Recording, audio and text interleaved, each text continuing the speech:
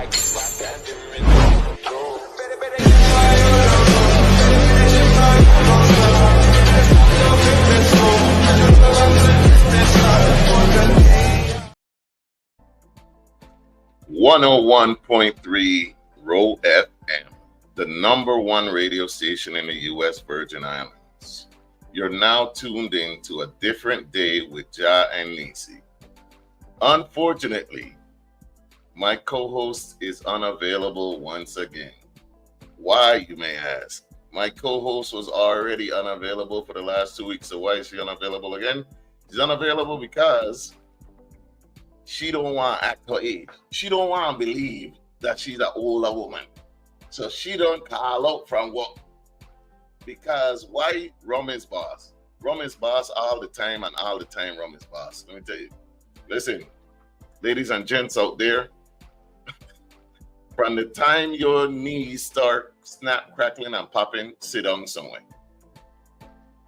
From the time your knees start showing their mileage, please, please, please, please go ahead and sit down. Like, you can't stay with the younger crowd all the time, and that's okay. All right, but we appreciate you tuning in. Thank you for tuning in to another live streamed episode on 101.3 Row FM. This is a different day with Ja and Nisi. Like I said, my co-host is out today. Hopefully she'll be in the chat, and I hope that anybody watching right now will go ahead and share the live. So today, what do we have going on? So every Sunday, I hope you all are having a great Sunday, by the way. I hope that you're taking some time to, get in touch with self, get your mind right, get ready for the new upcoming week, however that may be. Because things are crazy out there, and they're getting crazier. I wish we all had the support that we needed, but it is what it is. And I'm sure most of you know what I'm talking about because you see it every day. But I hope that you take some time. If you're home in the Virgin Islands, I hope that you go get a swim in, get a run, do some meditation, do some self-care maybe. Go out with the kids. I don't know if people start camping yet. Maybe. I've only been one time. If you want to invite me, please do, because I want to go again. I loved it the first time that I went. We have a special guest coming on by the name of Liv. She is a content creator. She's coming on a little bit later. I told her to come around 4:25, 4:30. We're going to be talking a little later about Carnival. Is Carnival a money grab? Because she did some videos on it, and she'll talk about like Carnival and the VI on her content. She calls it yapping, but she really has some good insight, and I can't wait to have her on. So we're going to check her out later. What are you saying, Darren? What are you saying? But I'm going to give her some time to get in here, and please, please, please share the live. Where is Glasses, aka Cruising Girl Nisi, aka the Queen of the Squinties? She is out. She is out right now. She's been drinking a bit too much, so she called out from work. You see, and now you like to tease me about getting sleep, trying to get 8 hours of sleep. To tease me about when I shoo away a shot. And this is why, because I know I'm not 21 anymore. So that's why Nisi is not here, because she likes to pretend that she's still 21 and she's not. All right. So when you see her, Darren, if you see her, let her know that day. I'm alone because of that. And this is her third week. She been vacationing, she globetrotting, she thinks she bigging. But anyway, you're here with your number one Z-list celebrity, Ja. I'm here by myself. And this is actually, you're witnessing some history, because I have never ran a live stream alone before, ever. Because I'm not a yapper.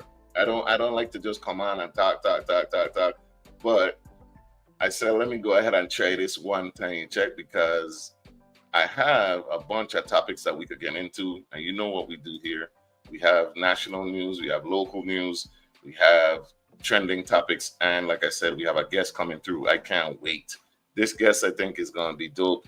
by the name of Liv. She is from the VI, and she talks a lot about Carnival on her thing. And she did a video. I'm gonna play a piece of the clip for you, so you know what you have to look forward to. Who brought up about the fact that Carnival Festival now have no storytelling in it, and I'm about to explain to you guys exactly why. Carnival on a whole is a money grab. It is no longer about our culture. It is no longer about what we are as a people and why we celebrate Carnival. It is about money. It's a money grab and it's a tourist attraction. We only are trying to attract a certain amount of people here to get money from them. Like, that is why Carnival is so pushed from the Department of Tourism to the Division of Festivals. Everything for our Carnival now is about money. You guys see the events. None of these events are even coordinated properly because everything is about how much money we can make off of these people because they want to fit. So with that being said, let me talk about part 3 of VI Carnival. Let's talk. And take it from somebody who's in communications with plenty of outside the VI band designers, and I am so grateful for being an apprentice to a lot of them because I have a deep passion for Carnival costumes, as you guys can see on my page. But yeah, so she'll be in a little bit later, about 4:25, 4:30. Yeah, she did not lie. We had no negative comments on that day. The the video I posted from her page afterwards had at least one. I'm assuming that person had a family member in Department of Tourism or something. But yeah, she is very insightful. We're gonna go over why she talks about this stuff, what she knows, and like what her credentials is. That because she ain't just yapping, even though she calls it yapping, she ain't just talking. And she is very insightful. Only part was how Carnival transitioned from committee to tourism wasn't true. Now again, she does different videos, so those are 2 different videos. This was a part 3 of obviously a multi-part series, right? And the other one that I posted about tourism, I can't remember. Did she say that in the video? Because I posted another video and she was talking about the ages of the people in tourism. But anyway, let's get into this news, man. Let's start it off, get the news out the way, and then we'll get into the juicy stuff. Hopefully she'll be here by then. But remember, share the live, share the live, share the live. Tell other people about 101.3 Roy FM's best news show, A Different Day with Ja and Nisi. So yeah, part 3. Yeah, it was in the video. Okay. Hey, keep them questions, and when she come on, go ahead and ask her. I'm sure people got more than enough questions to keep her busy. We'd like to start it off with the good news. So we're gonna start it here. And correct me if I'm wrong. What I'm about to talk about, is this not the situation where the girl get held up at Cuesta Verde? Like, is this not what she was trying to do when she got held up? But correct me if I'm wrong. We're gonna go into it. Love, support, and sisterhood shine at community baby shower for 22 St. Croix mothers.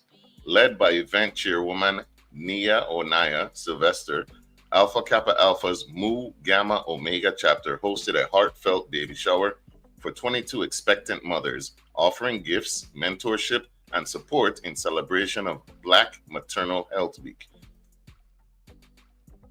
In what may be one of the most heartfelt events held for expectant mothers in the U.S. Virgin Islands, the Mu Gamma Omega chapter of Alpha Kappa Alpha Sorority Incorporated hosted an elegant and thoughtful community baby shower on Saturday. Organized to honor 22 young women, the event was a classy celebration fit for royalty, complete with meaningful programs, beautiful decor, and an abundance of gifts that reflected the care and intention behind every detail.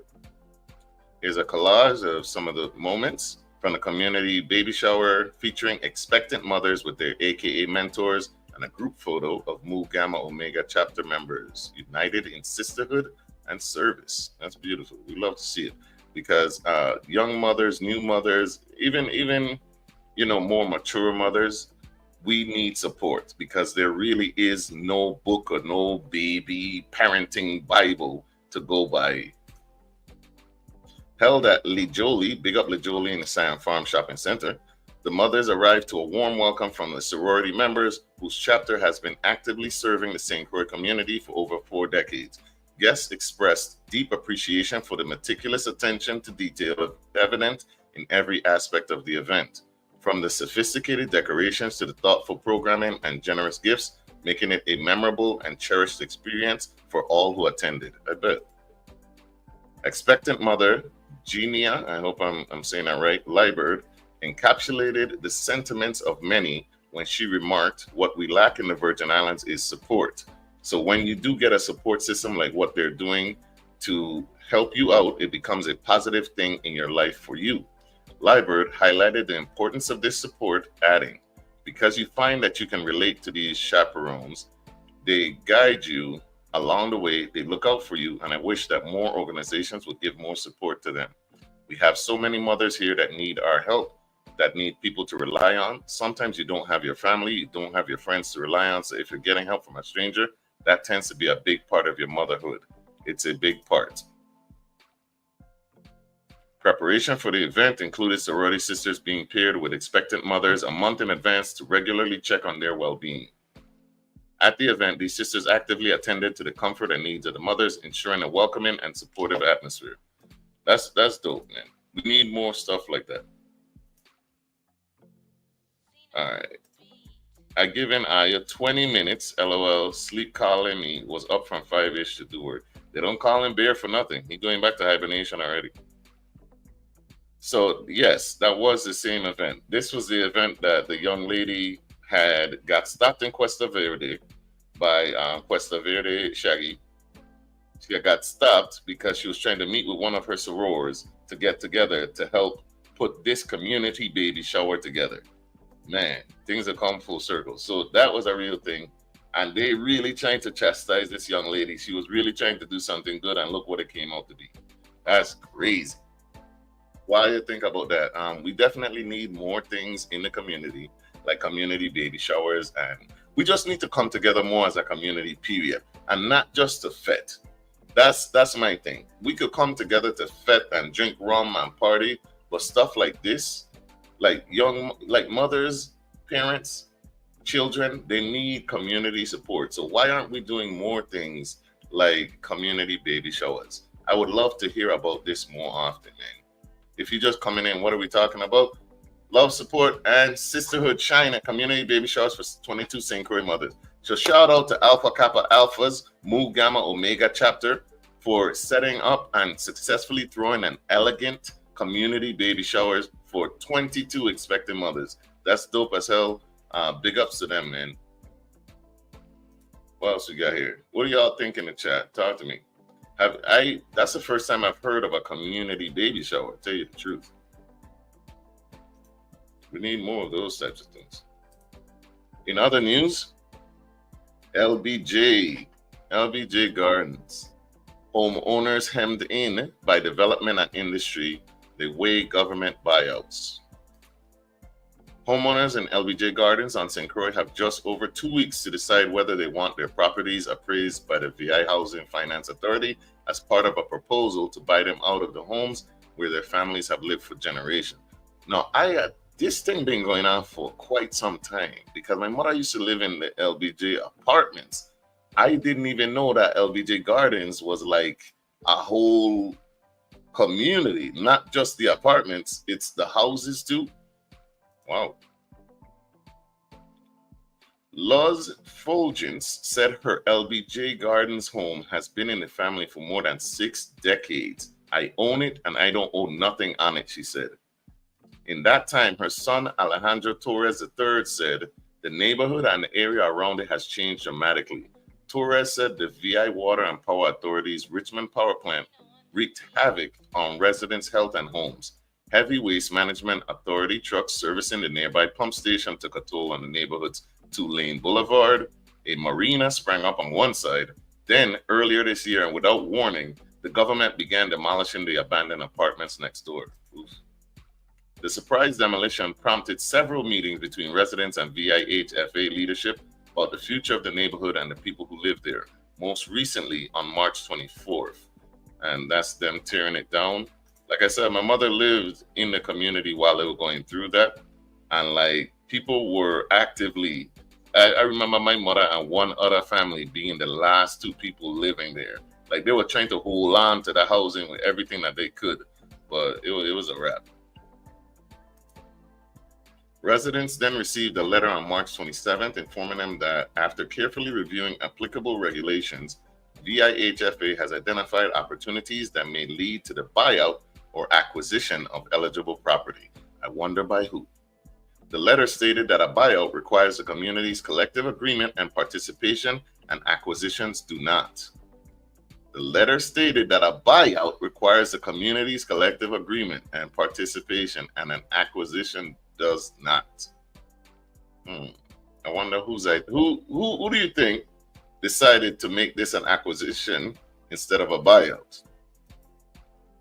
In both cases, whether through buyout or acquisition, the properties will be subject to demolition to ensure the land is appropriately repurposed for green space or mitigation projects, thereby advancing environmental and community benefits, according to the letter.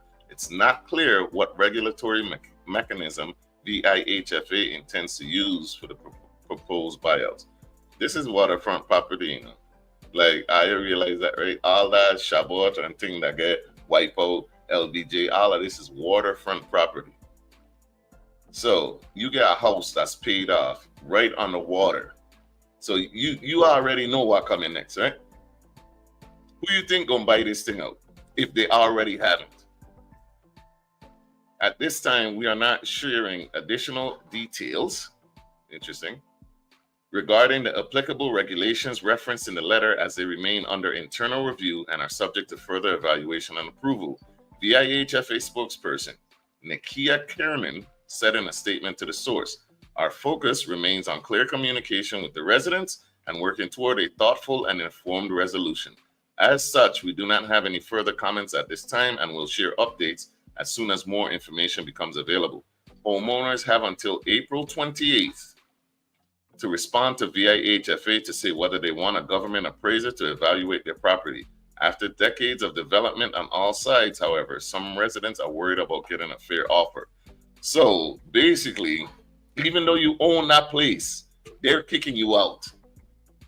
So what's going to happen if they decide not to take it? I didn't see that in the article. Let me get to these comments. The truth is, it takes a lot for an event like that. Although it starts with an idea, often when the work needs to happen, people tend to disappear like roaches when the lights get turned on. And he's referring to the community baby shower that was just thrown by the Alpha Kappa Alpha ladies. Yeah, this first time hearing about community baby showers, but I think it's dope and we need more of it for sure. A lot of people are fickle, and the events like this normally goes in the back of a person or two, which can overwhelm them. But we have organizations in the Virgin Islands. We have Rotary Club. I think Lions Club is a thing still. You know what I'm saying? Like, we have organizations. We have a community. Why don't we come together as a community to do stuff like this? If the church could take, I know some of them might get upset, but if the church could take offerings, tithes, and all of that stuff, why aren't churches doing stuff like this? I don't know if they'd want to, because of their religious beliefs, throw community baby showers for unwed mothers, but at least, like, every mother, every parent, every family needs the assistance. So why not take up an offering for the members of your church that are, bringing children into this world? That's more congregation for you too. You know what I'm saying? Like, we need to come together more all together. People have to be active participants in wanting to see their community improve and get better. We have to stop waiting for the Savior/Messiah. Yo, I always say that there, Darren. I always say that. Nobody is coming to save us. We need to stop waiting. We need to save ourselves, and we can. Our Savior is us right now, here on earth. I don't care what your religion is or where you believe you're going to end up. Right now, we could do it ourselves. Every other community right now works towards saving themselves, but us. Why is that? We keep waiting for the next D. Hamilton Jackson, the next Marcus Garvey, the next Malcolm X. Why? Anybody can live near the power plant what? I don't think, maybe is that what he's saying? I don't think anybody can live near the power plant anymore, hence why they're trying to pay out LBJ because of the propane tanks. So the buyout is who buying it out, who paying the residents. You check what I'm saying? Like, so do you believe that nobody is going to end up living in those areas? What do you think? They're going to just leave it? Is that what we're saying? It's a health/life hazard. That's funny considering they've been there for generations, but all right. The show says, man, ain't nobody coming to save you but your damn self. And that's a fact. That is a fact. I want I to weigh in, please, on this LBJ Gardens situation. What do you think about it? LBJ Gardens, they already demolished the apartments. Now they're coming for the homes in that area. Darren is saying that that is a health or life hazard. He says he doesn't think anybody can live near the power plant anymore. Hence why they're trying to pay out the LBJ residents because of the propane tanks. Is that what you're understanding? I think that would have been in the top of the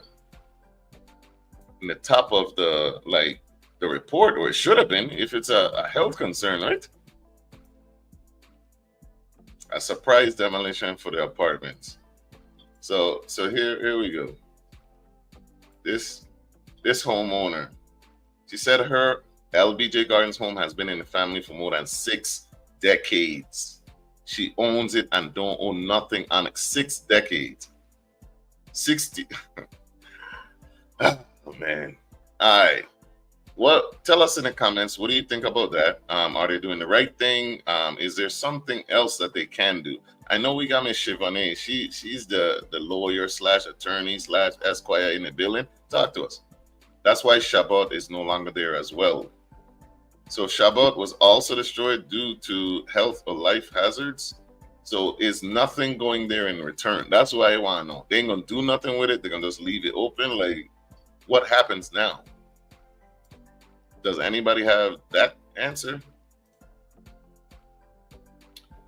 And this next set of news, man, it's very disturbing, but I also understand it. I get it. After a certain amount of time, listen, if you've ever thrown one event, you know that throwing an event can be tiresome. Imagine throwing several. Imagine doing it for a quarter of a century. And that's what's going on with Tesa St. Croix. Colin Hodge contemplates ending Tesa St. Croix or passing it on to new entity as event sells out on the 25th anniversary. So mind you, this is not because they ain't making no money, you know. The thing is selling out every single year for 25 years, has been a staple of the community. It even has government funding also going to it.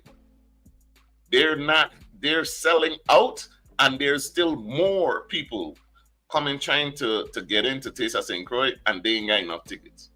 And he's still selling it. So you know it gotta be something. Darren says, as far as I understand, nothing is going there. We gonna see. We gonna see.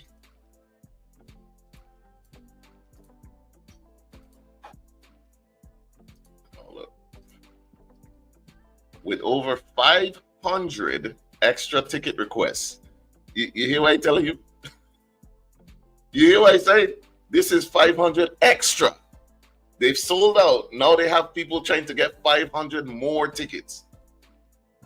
With over 500 extra ticket requests and strong community support, the 25th Tesa St. Croix was a milestone success, but co-founder Colin Hodge says rising costs and industry shifts may lead to ending the event or passing it to new leadership.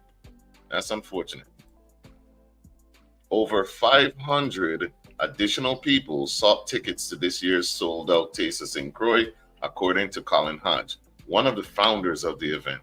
The signature culinary affair, now in its 25th year, was held Thursday evening at the Divi Carina Bay Casino, bringing together chefs, restaurants, and food lovers for a night of high-energy celebration, sampling, and live entertainment. Are you going to take my Crucian card if I say I've never been to Tesa St. Croix? Are you going to take it again? I got to get a new Crucian card every 2 weeks. In current state, nothing going there. But if there are changes to WAPA and VI waste management, it can become sellable again. So we're still talking about LBJ Gardens. So sell it in order to do what though? If they're saying that they're shutting down LBJ Gardens and they're buying out people's properties and they demolished Shabbat even because of health hazards, sell it to who? Hosting any event in the VI is a killer, and that is a fact. I know firsthand. Listen, I did 3 events last year, and I taken this whole year out. I feel like taking a whole year off. It's exhausting. I was driving to the beach. Don't feel bad. I only went once. It was a birthday gift to me from the lady I was dating at the time. Talking about the Taste of St. Croix. Taste of St. Croix has long been considered the premier culinary event in the U.S. Virgin Islands, with a reputation for spotlighting St. Croix as a foodie destination in the Caribbean. Obviously, because St. Croix is a foodie destination. St. Thomas, not so much. The event, supported by dozens of local chefs and restaurants, offers guests bite-sized samples of signature dishes as establishments vie for community support throughout the year. This year, the Office of the Governor, through TOSTX, contributed $25,000 to support participating chefs and restaurants with their costs. Chef Ozzie James, competing for the second time, took home the top prize in the soup category with his buzzworthy oxtail soup that drew long lines. Oh man, I gotta go before they shut this thing down. He also served a flavorful layer of zesty lime-infused cilantro rice, topped with tender grilled lamb chops and spicy seared salmon, fish finished with a sweet and savory drizzle of honey, Cajun spices, and a creamy coconut glaze. I am starving now. I am hungry after reading that. My God. His food van can be found near the corner of the St. Croix bypass in Mount Welcome. Crowds move to the rhythm of local bands and DJs, savoring offerings from across the island. The event's success is well earned, having built a loyal following through years of consistent execution. Many remember its earlier days held at the Divi Carina Bay Beach Resort, directly across from the casino, and the legendary Dom Perignon after party, once hosted by Bellows International. But despite Thursday night's energy and clear demand, Mr. Hodge says the event's future is uncertain. So, once again, yet again, we might be losing another VI staple, man. Lamb chops and salmon, man, I miss out. I'm telling you, I need to go to Taste of St. Croix because if he gonna sell, right? Because there's more to the article. Go back and read it from the St. Thomas source. Go back and read it, or I think that one was VI Consortium. Go back and read the whole thing. Like, there's a lot more. It's basically like his daughter is getting older. He wants to spend more time with family and stuff, which is admirable and respectable. I understand that completely. I would never tell nobody sacrifice your family for whatever, even if it is successful. Family first all the time. So shout out to this man. But man, it's hard to see things going to the wayside, especially in the Virgin Islands, when we need more and more stuff, especially stuff that brings tourists and it showcases VI talent. We need more of it.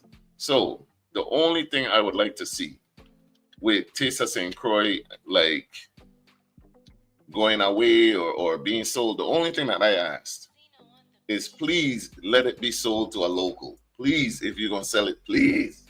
Mr. Hodge, please. Yo, what going on, Jerica? I guess showed up, I guess, in the building, and I appreciate her being on time. She backstage right now. We gonna bring her on and see what she got to say about this, yeah. Yeah. I am good. How are you guys? I've been like tagging along from the live, like to the comments. So yeah, I don't even know. Like, I've never been to Taste of St. Thomas or St. Croix, so I don't really have anything to weigh in for that. But from what it sounds like, the food is really good, and anybody saying they're missing the salmon, that might have been like the staple, I guess, for a lot of people. What was he said? A bullfoot soup, oxtail soup. He said, is that what he said?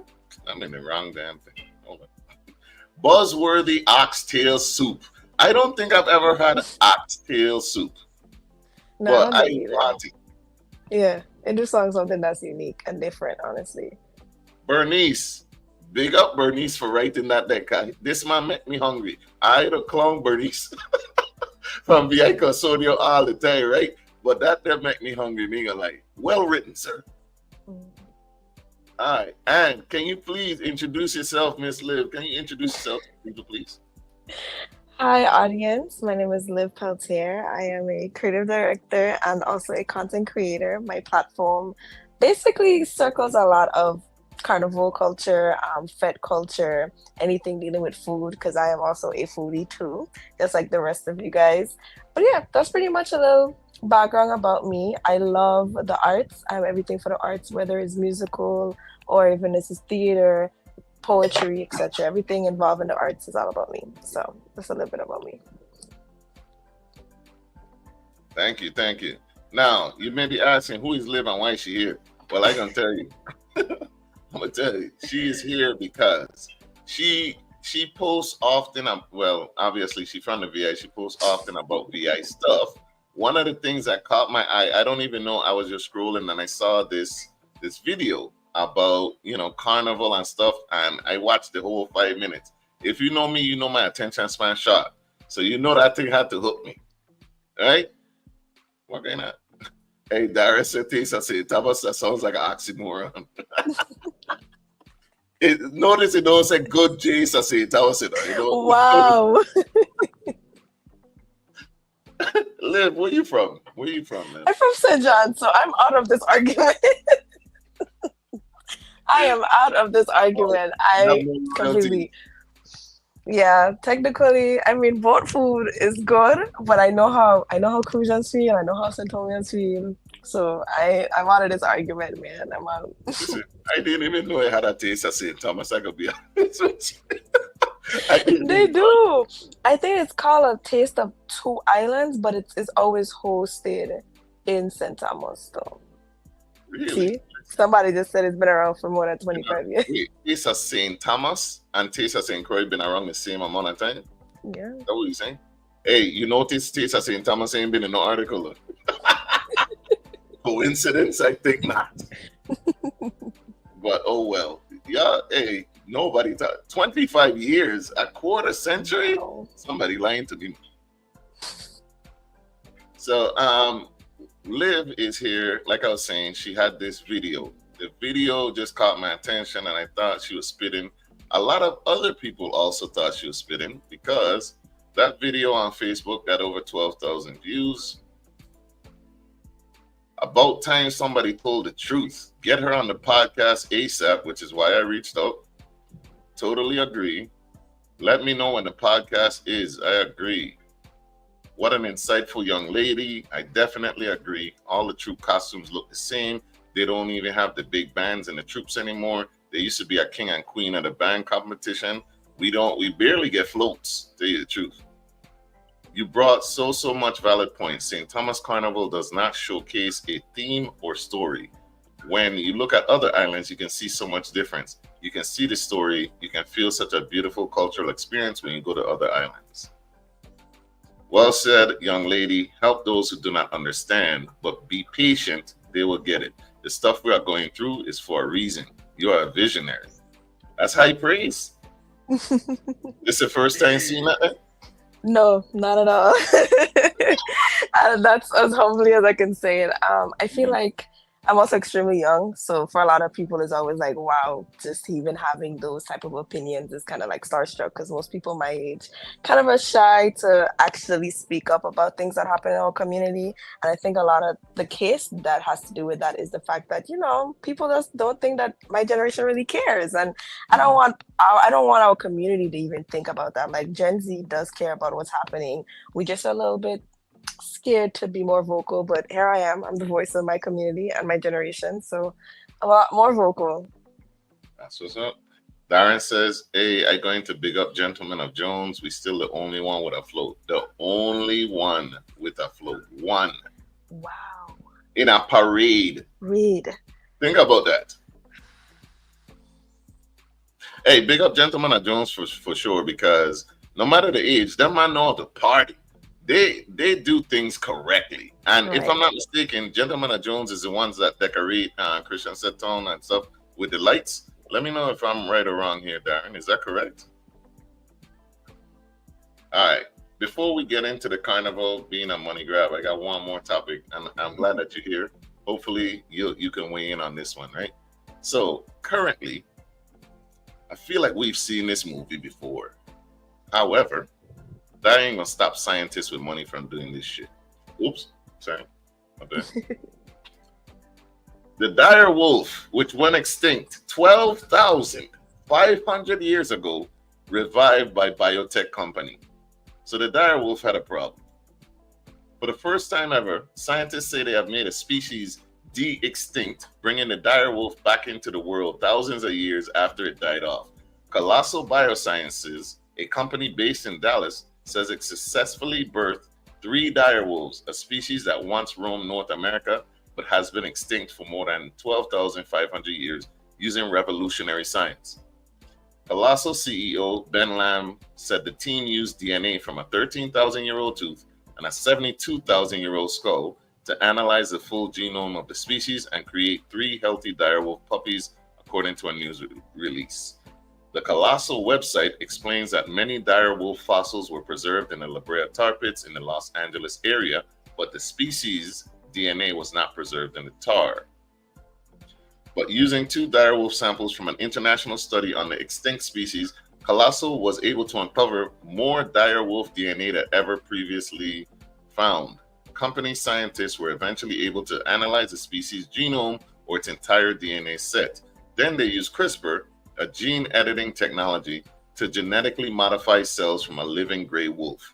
Usually, cloning relies on tissue samples, but Colossal was able to use these modified cells to create embryos, then transfer them to a surrogate, a domestic dog, the Associated Press reported, to grow.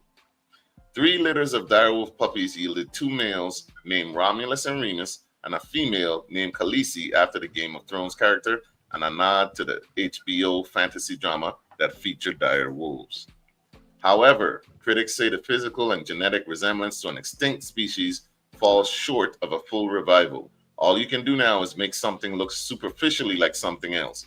Vincent Lynch, a biologist at the University of Buffalo who was not involved in the research, told the AP. Whatever ecological function a direwolf performed before it went extinct, it can't perform those functions in today's environment, Lynch said. What are your thoughts on this? I have a few, because I watched all the Jurassic Park movies, and we know how this goes. Because they want to bring back woolly mammoths. That's the goal. Why? I don't know. But what do you think? I think nowadays people have nothing else to look forward to.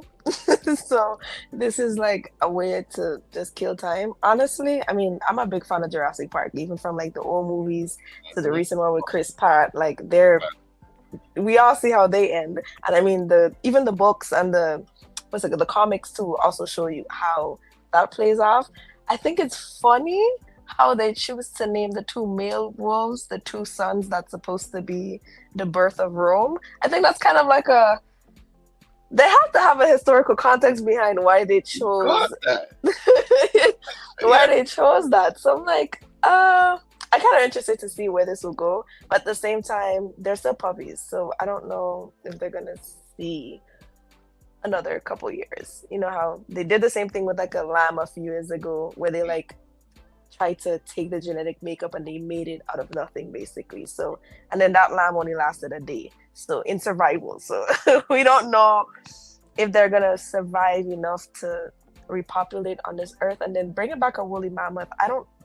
Elephants are going extinct, so I don't really know what purpose would a woolly mammoth serve in today's world necessarily. So we going through, right, currently global warming and climate change. Everything is heating up. The polar ice caps are melting. Where you gonna put them? Right. But somehow you get woolly mammoth money. You know what I'm saying? Like, the money that actually needs to be taken and put into good use. We over here experimenting and bringing back extinct animals. You know who would like to not be extinct? The human race. Why were you walking on that thing? Right, because we're slowly going into extinction with the way we're treating the planet. So there's nothing sustainable about anything we do on planet Earth, as much as we try to believe that. But yet here we are bringing back things that went extinct for probably a good reason. Woolly mammoth meat is probably lit AF. Who gonna catch it? Like, And then who's gonna cook it? Because it's probably tough too. Let me read these comments, and I tell us in the comment, like maybe I'm not seeing the wide scope of things, but if you could do all this, go back thousands and thousands of years, get a skull, get a this, put it in a dog, then you can't cure cancer. You can't edit them genes. Okay, sure, you don't want to. That's what you're telling me. But you're gonna bring back a dire wolf because you're a Game of Thrones nerd and you got money. They sound like they're a history geek too, right? Because to even name the wolves after something like Romulus and Remus, if you guys don't know, they are the birth names of the city Rome, and both brothers fought to become Rome. And they were raised by wolves. I think that's the story. Like they were raised by wolves. So I think it's really ironic that that's what they chose. So maybe they're just a big history geek, and they're like, you know what? Let me pick up my favorite time in history, and let's see what we can bring back. If that was the case, they should like hint the dodo bird in there too, because at least I just see talking about bringing back the dodo and like, but why though? I don't know. Why? I think people just are, when you have like that illusion, that fantasy illusion of you want to see it in real life. Like this is why we have movies. This is why we have movies and cartoons. So that way you guys can have that fake illusion without it actually existing.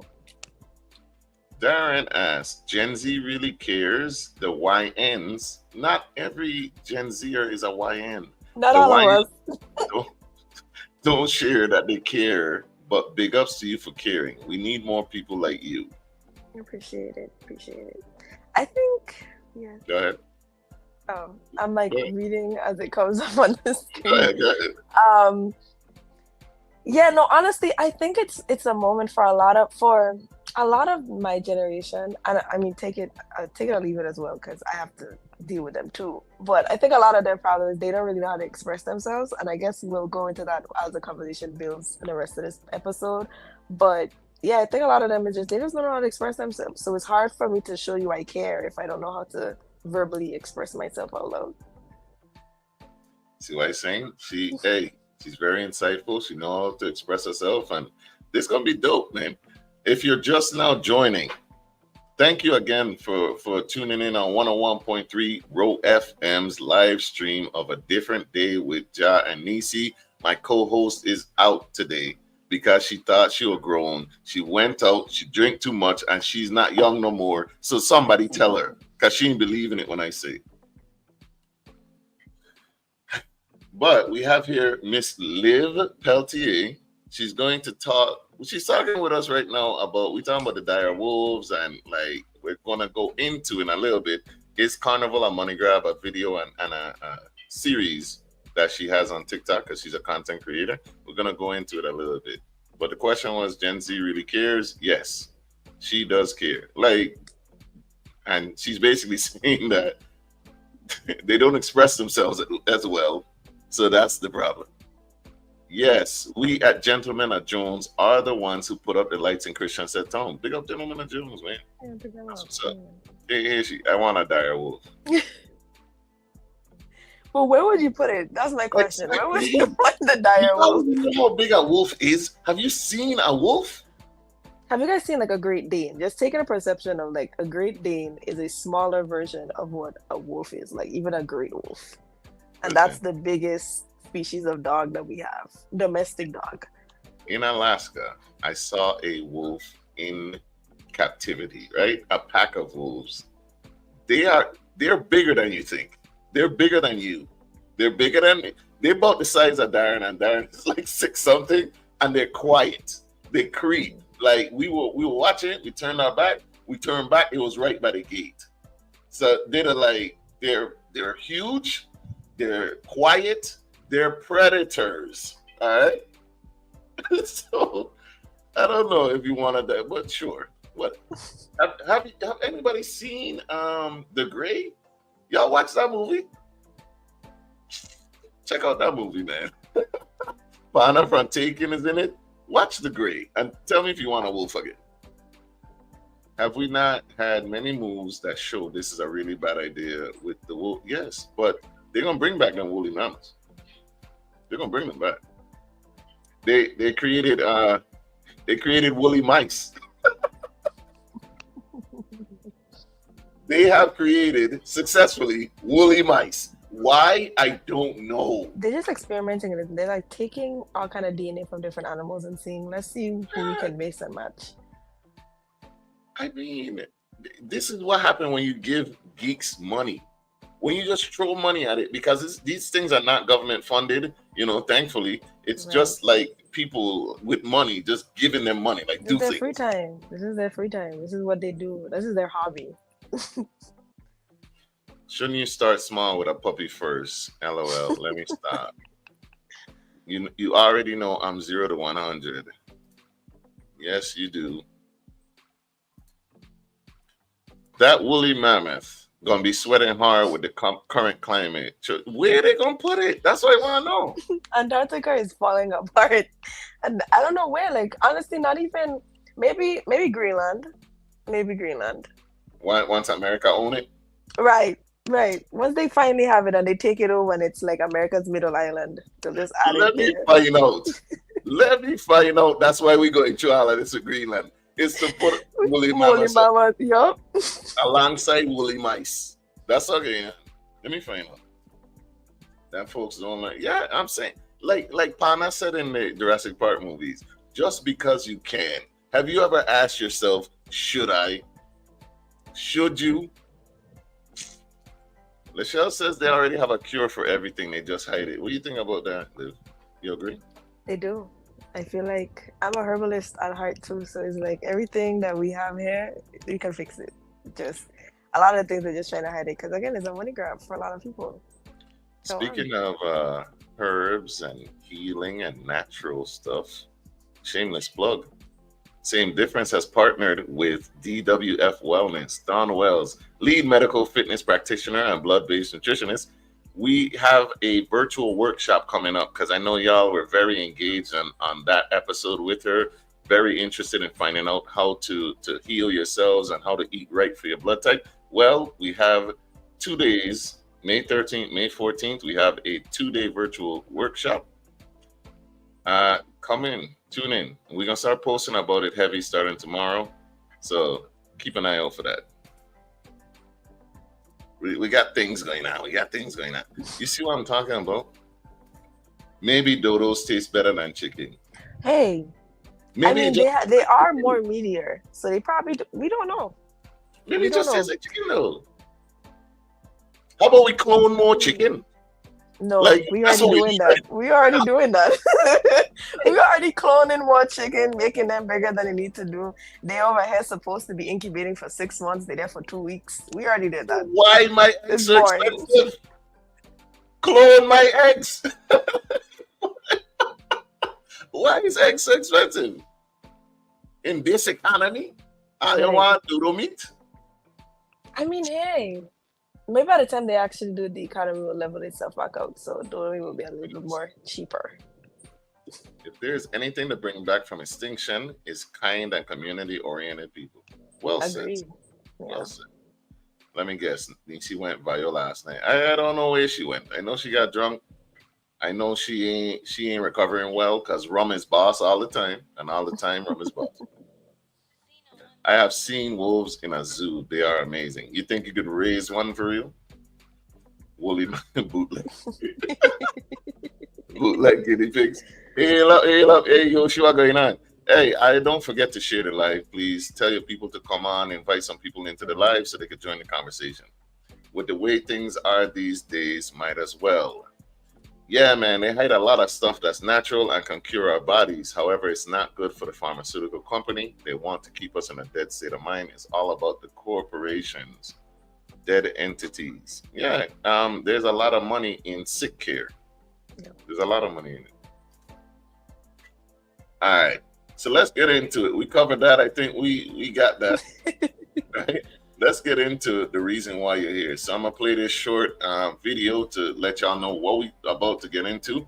And then we can weigh in as I answer some questions. We can go from there, all right? Somebody who brought up about the fact that Carnival Festival now have no storytelling in it. And I'm about to explain to you guys exactly why. Carnival on a whole is a money grab. It is no longer about our culture. It is no longer about what we are as a people and why we celebrate Carnival. It is about money. It's a money grab and it's a tourist attraction. We only are trying to attract a certain amount of people here to get money from them. Like, that is why Carnival is so pushed from the Department of Tourism to the Division of Festivals. Everything for our carnival now is about money. You guys see the events. None of these events are even coordinated properly because everything is about how much money we can make off of these people because they want to fit. So with that being said, let me talk about part 3 of VI Carnival. Let's talk. And take it from somebody who's in communications with plenty of outside the VI band designers, and I am so grateful for being an apprentice to a lot of them because I have a deep passion for carnival costumes, as you guys can see on my page. But all right, you heard it here first. Now, there was a question earlier before you even came on. I don't know. You said you were checking it out. Darren was asking, only part was how Carnival transitioned from committee of tour to tourism wasn't true. Was that a misspeak, or what did you mean when you said that about tourism? Well, I know that it's separate entities, but like they work together to make Division of Festival. So the Division of Festival is its own entity as well as the Department of Tourism, but all of our festivities that happen, the Department of Tourism pushes it. So I'm talking about from the marketing aspect of things, not necessarily that they're business together, if that makes sense. Do you have a background in marketing? Yes, I do. So I actually did 3 years at the Art Institute of Atlanta in fashion marketing and management. So that's when my passion for carnival costumes really started to bloom. And then I finished off my major in digital marketing at General Assembly. So I'm a marketing geek. I love market analysis. I love everything dealing with stats and really digging deep into understanding why we promote things the way we do, especially here in the VI. And that's why I moved back home so I can help my talents to small businesses and brands down here as well. Okay, so you're not just talking. You're Yeah, not no. just yapping, as you say, right?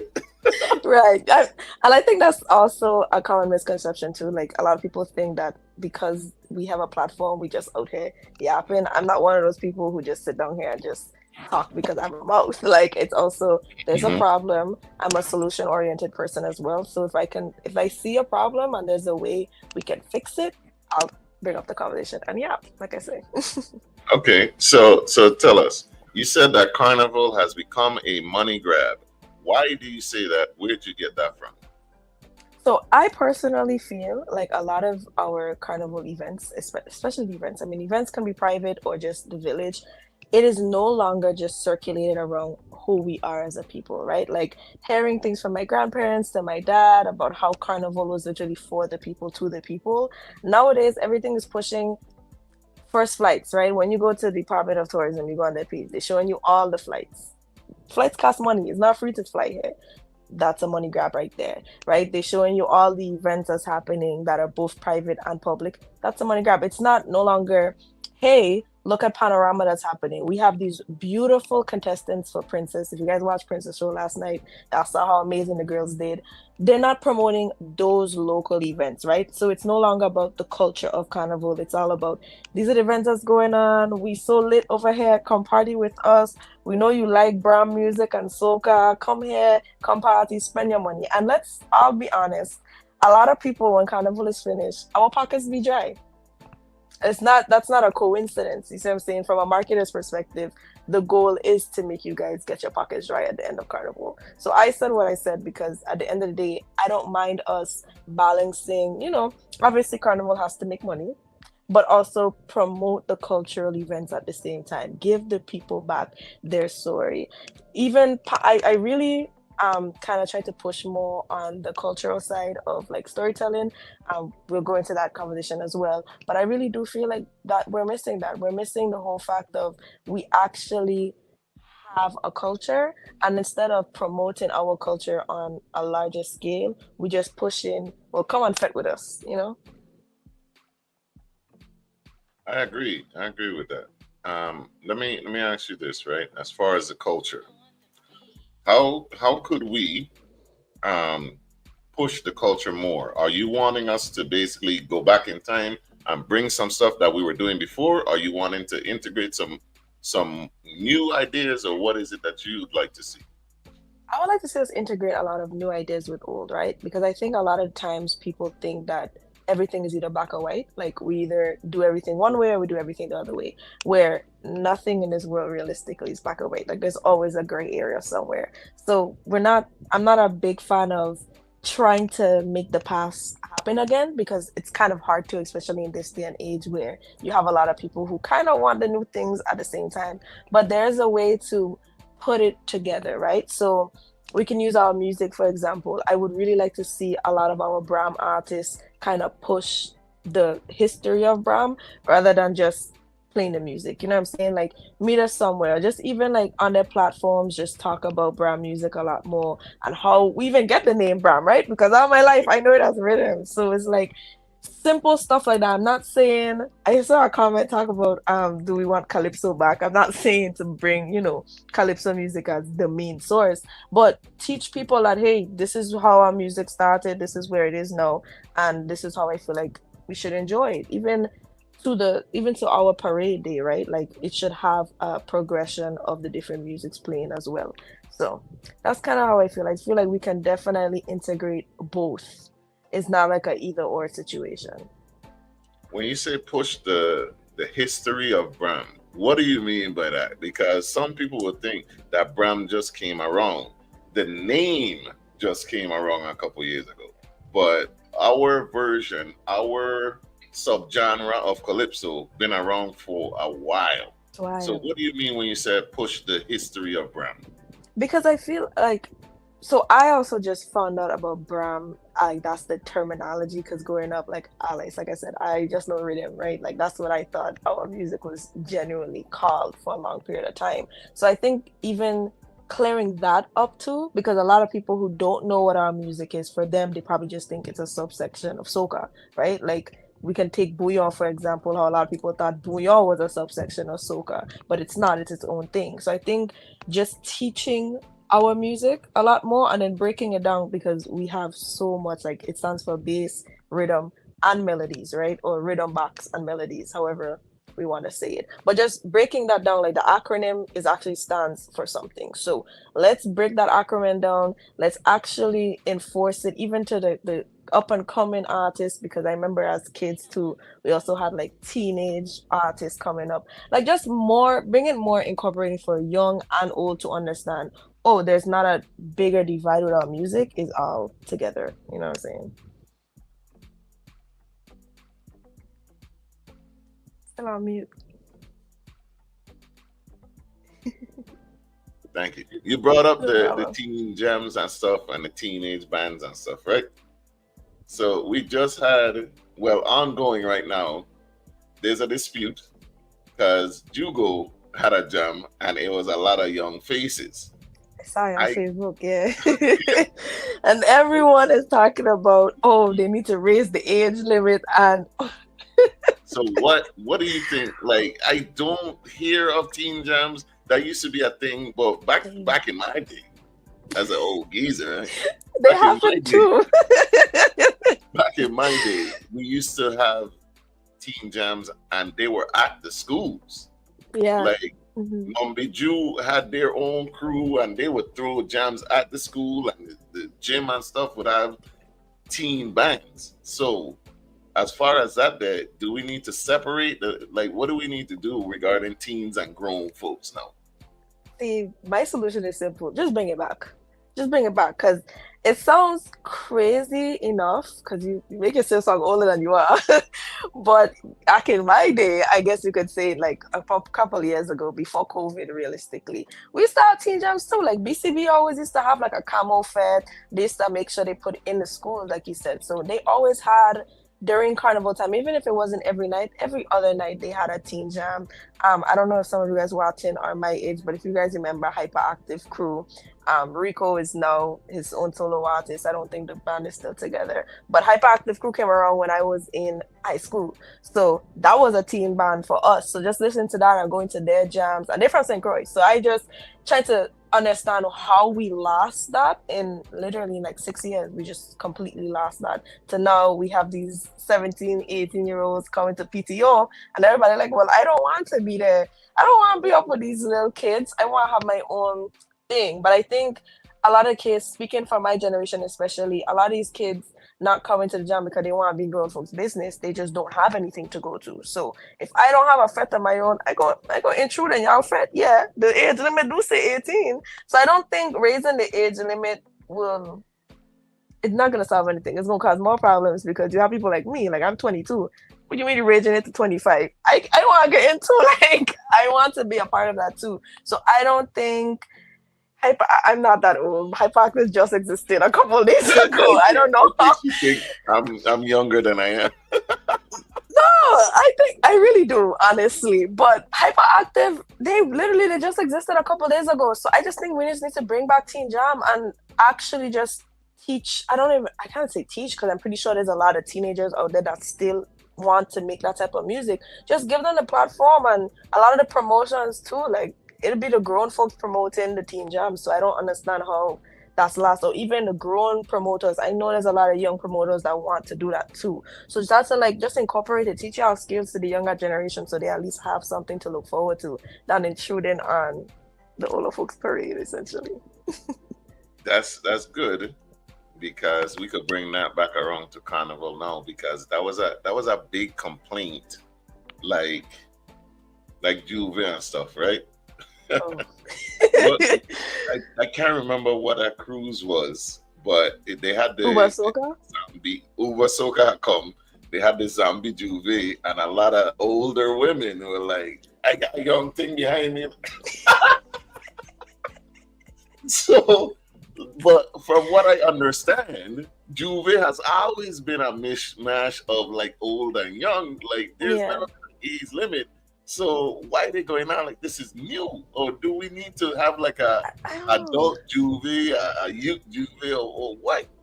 No, I honestly, as far as I know, Juve has always been for everybody, right? I think there was a comment. Hi, mom. I think there was a comment under one of my posts because somebody else mentioned, oh, there was too many kids in the Juve, right? And for me, it's like, okay, I understand where for a lot of people it's like, okay, the less behavior and the kids are around, or I just want to come and I feel like there's a lot of children there. I think exempting kids out of our culture is very destructive. Like to teach a child, don't so you come. think we're taking them out the culture if we separate? Because Juve is free up for me. So I don't think there should be an age limit to who can come. Now having your baby in Juve is questionable.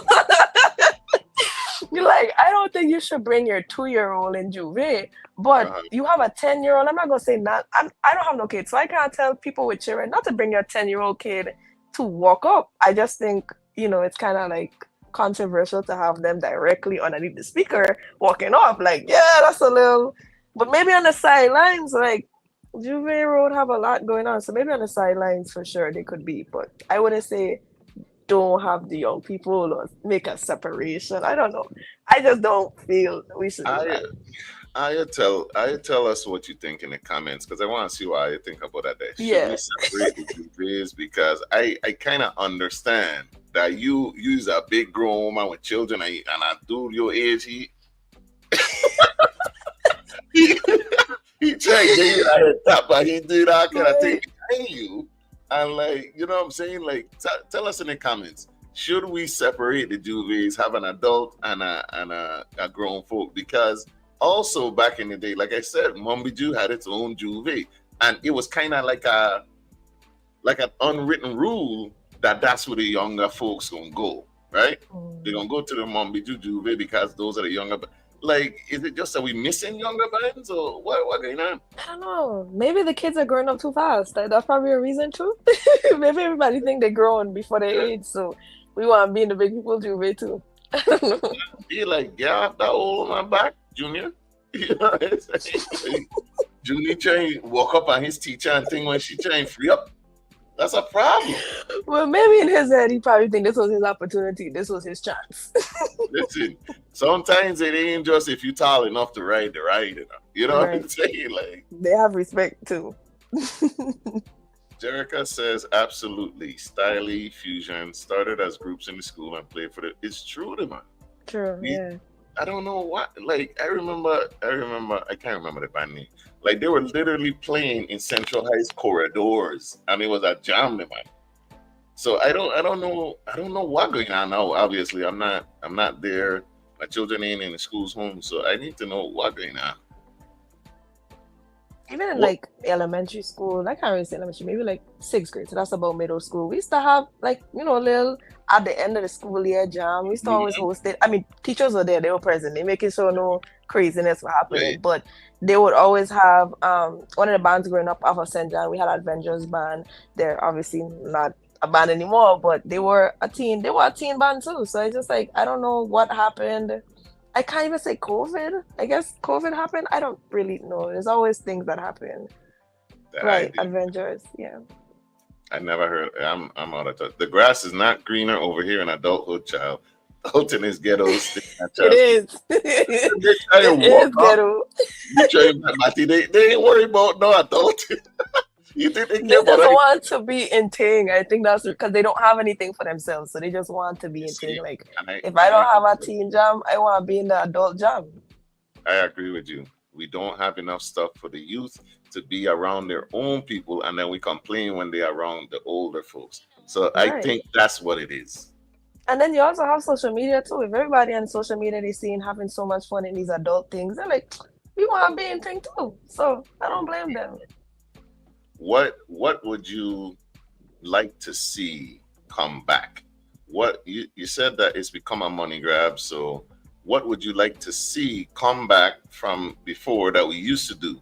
All of the things you'd like to see come back and placed into our carnival now. I would love to see routine on the parade route. I think that's Mm, something I would love to see at least. I can't even say all the way because some people just gonna meet you halfway, but at least halfway the parade routines, and I would also really love to see Queen and King of the Bands come back at their large scale and the actual competitions of them. I would love to see that.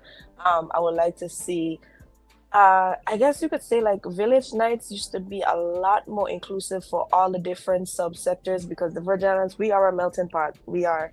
And I would really like to see us have more of that melting pot for village night. Nowadays, the international night ain't really so international. It's really one genre of music over the next. So I would really like to see that come together at least bring that back. Trying to think of all the things that I remember as a child. I love to see clowns. I used to love to see clowns on the road. I feel like I barely I see remember that thing. Go ahead. the clowns like with the back piece and like if they had somebody who passed away, the person would be on the back. I used to love the artistry on the clowns' costumes. I really don't feel like I see that anymore. Um, I don't know. There's like so much I have to say. Panorama music, just making panorama hype again, like actually make it something that people used to enjoy was a line for people to come and listen to pan music. And the road mat song getting played 60 times on the pan, and I don't feel like we have that anymore. Or even just making pan music now more of like how let's say Trinidad has like their pan competitions. Just even having that, there's a lot of hardworking pan people out there that trying to push it and it's just not getting the vision and the spotlight it needs to. But yeah, that's what I would really like to see come back. Facts. No, I feel you on that because we those are all the cultural things for real. Now, I know that there are some people that would disagree about routines coming back to parade, but I agree with you on that because I don't know what they're judging based off of. And you had said something in the video specific, like you had said something in the video about the routines and I can't even remember now. But I think they need to bring back routines because first of all, you need to judge. And then you were talking about in the video how stuff is like disjointed, basically. You know what I'm saying? Yeah, Like they're not we cohesive. if we have a theme for carnival, that should be the theme for the parades, like Oh yeah, everybody's theme. yeah, You know yeah, what I'm saying? Now everybody yeah. have different colors, different themes, and it's just really rum and walking up. You know what I'm saying? Mhm. Like I just see a lot of this is just hold up, let me play this disclaimer. The views and opinions on this show do not necessarily reflect the views of the broadcaster. All right, you Very see it there. I told you. I do not like that the parade route that just be basically people walking. I see a lot of walking for Juve, but for parade it upsets me because you should be doing something. You should be dancing. You should be doing something. So bring back the routines and at least do it every, you know what I'm saying, every street or something, instead of just they loose, they drinking rum, they walking, they posing, and then when they see the camera or the video, then they start walking up and then they stop. No, perform. Put on a show for real. We already don't have floats, so I'm supposed to be watching you dance. Like, you just walking, and then as soon as somebody come with a bit, they bend over and show. That is annoying me. I am tired of it. You see a camera all of a sudden, and that's all you do. What do you think about that? Listen, like I hope nobody follow the disclaimer, because I hope nobody come here and think listen, but no, 100%. Like I have nothing against people wanting to have a good time. Like, drink your rum, you know? Rum is boss, like we always say. Drink your rum, free up yourself.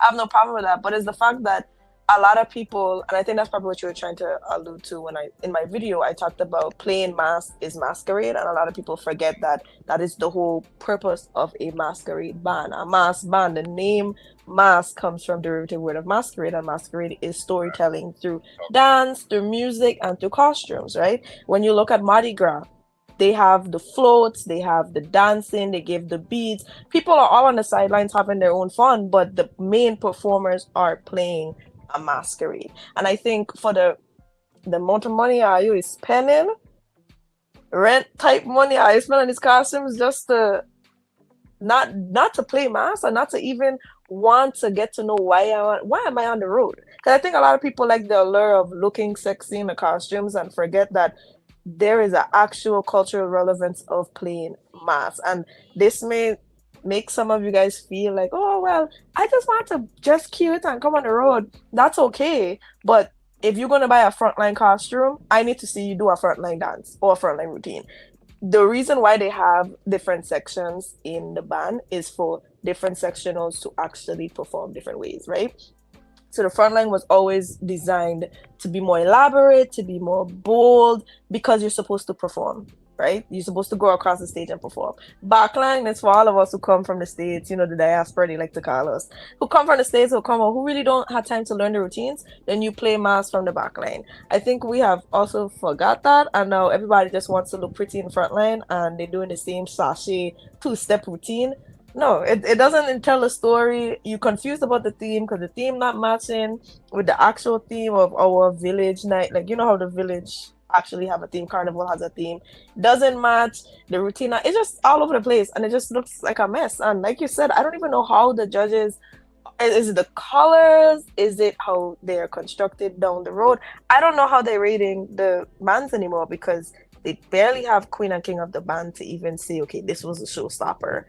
And they don't even have like a real routine. And the only time they do perform a routine, kind of, is in front of the judges. And then for the rest of the parade route, nobody cares.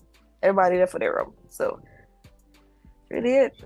I think that as far as the Virgin Islands Carnival, I think that we could be competitive on scale with like Trinidad and Barbados and all those others, if we stop trying to copy and be everybody else.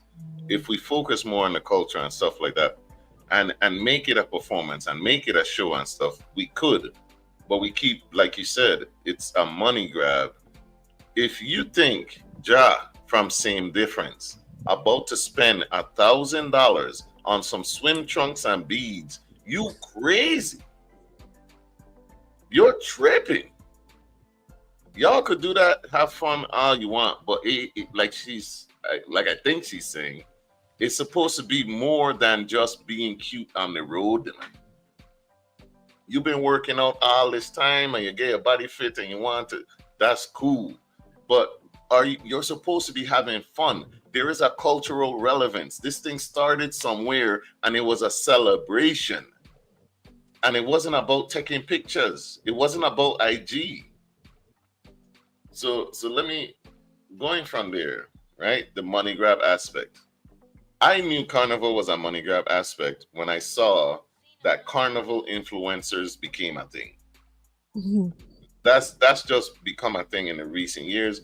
Shout out to them. Like, I have a favorite. Shout out our very own K Love. You know what I'm saying? Shout out Melex Goddess and Define Wine and all of these people. However, you getting paid to travel and show these things. I think it's taken away from the people who are there. And you know, I know that the Virgin Islands could be a front runner. Right after COVID, when they finally brought back Carnival. That was the first and last time I saw the Virgin Islands being spotlighted on social media in a major way for their carnival. Not since have I seen us like our carnival happen and every social media site talking about it. Now, correct me if I'm wrong. I'm not a feather like that. What are your thoughts? Well, so it's kind of like in the middle with that, right? So I'll start when you talk about the carnival influencers. By the way, big up to all of them. The ladies, they be doing this. Y'all doing your job. I love that. I love that so much. And also it's kind of from a marketing perspective, let me start from there and then I'll give my personal opinions. From a marketing perspective, having a one-on-one person to explain the experience is very influential. So that's the whole point of an influencer, right? Like you want the influencer's influence to bring in a crowd, to attract the crowd to the carnival, that we are paying these people thousands of dollars to send them to enjoy the events, but we want them to make people know, hey, I'm here, your favorite, come join me, right? So that's the money grab in itself. They're just doing their job. So I will never be mad at no influencer, because I love influencers. I love what they do. They do their best into influencing because that's what they're known for. But this is where, as the promoters or even division of festivals, let's put it there, this is where you guys now have to step in from your marketing perspective. Okay, now we're branching these influencers to come in and market St. Thomas Carnival or St. Croix Carnival St. John, whichever one. How are we going to make them attribute what we want the audience to see?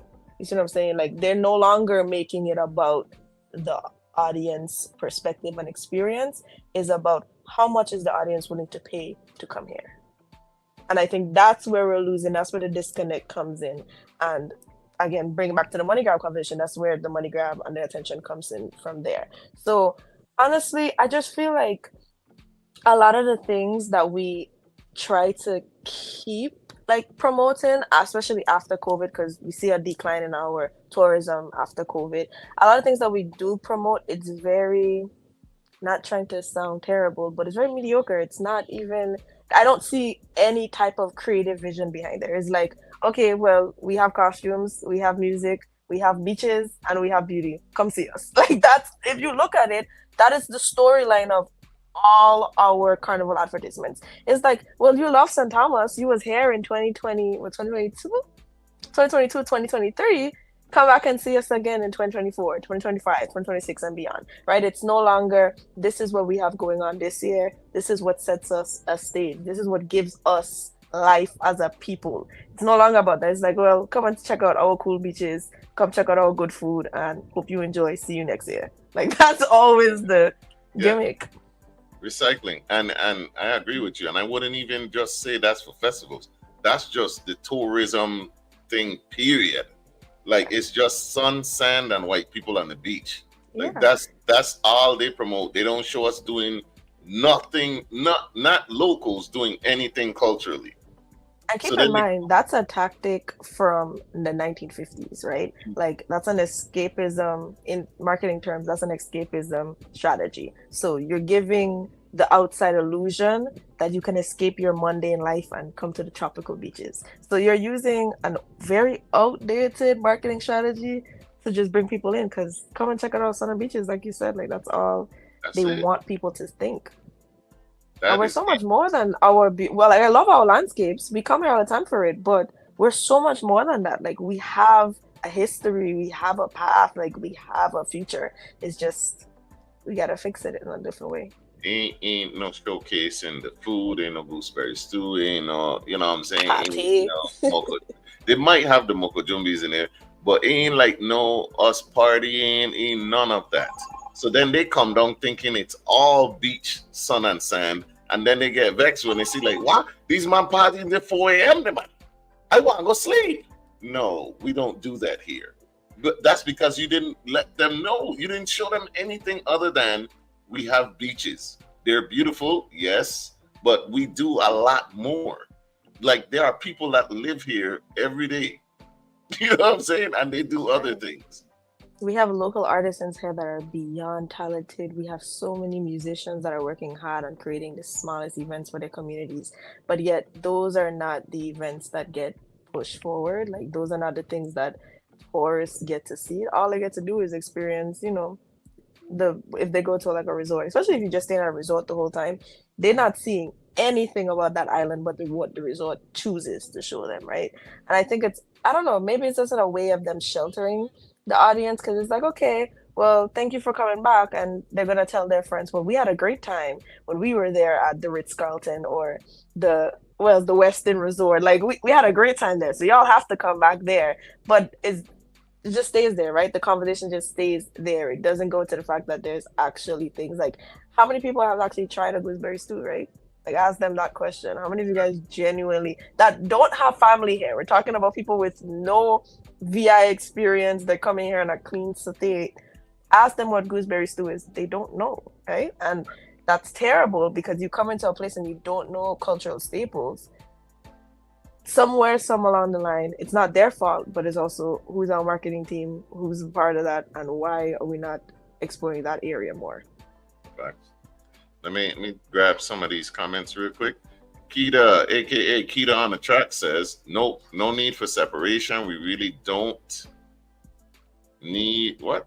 We really don't not one thing for kids anymore. And it's sad though. No arcades, no roller rinks like Malibu, school jams. The promoters probably focus more on making a lot of money instead of making something safe for teens, even if they don't make money from a bar.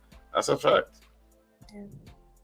We And that's a used to simple have, solution too, if you think huh? about it, right? Like I said, that's a simple solution in itself too when you think about it. Just get the tickets. Because once you get like these kids nowadays, these kids are working, okay? No, these some of these children are working from since 14. Some of them hustling. I do softball during the week for St. John Gems. And these girls out here making bracelets and selling them for $20. Like they're 9-year old. Keep this in mind. They're 9. So I know that there's some kids out there, like teenagers that are working. They're gonna pay them money to go to the event if you just promote it correctly for them. They don't really gotta pay for the drinks necessarily, but just promote something for them, man. Your mother says. There is a huge gap between generations now. It is not even the old folk and the young. It is just incomprehensible, very scary for both groups socially. Yeah. Jerica says, I used to want to be a clown so bad. Now you're a Me clown too. for free, Jerica. You wanted to be one of the parade clowns? That's what you're saying? I'm assuming that's the clown she was talking about, yeah. No, but you said me too. So you wanted to be Yeah, a parade yeah, I clown? wanted to be because it was mostly always boys and young men, man. And I never saw like there was a few girls, but I know like as a child, like I know I would just do so great. Like the artistry work, I know I would just do so great on the road. It just You said the artistry work of clownery. Okay. yeah. All right. Pan is not in the schools and churches as it used to be. This is a fact. I remember steel pan used to be something you could learn at church. You could learn it at school. And you wouldn't even have to like be on the truck or none of that stuff. They just had it. That's crazy. Festival and carnival don't have a set theme. They just have a rhyming slogan.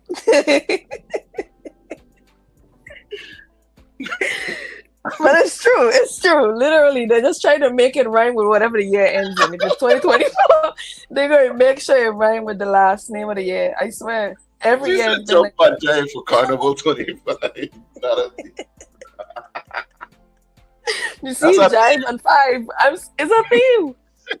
Jive on 5, man. Jive on 5. Like they over here just trying to find it Is right. that the real? That's what it is for real? Tell I me don't that. I don't know. I don't know. We have to look at the flyer. It sounds too good to be true.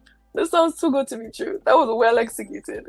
Kita says, and I also hate our slogan is the whole "you don't need a passport to enjoy festivals or anything here."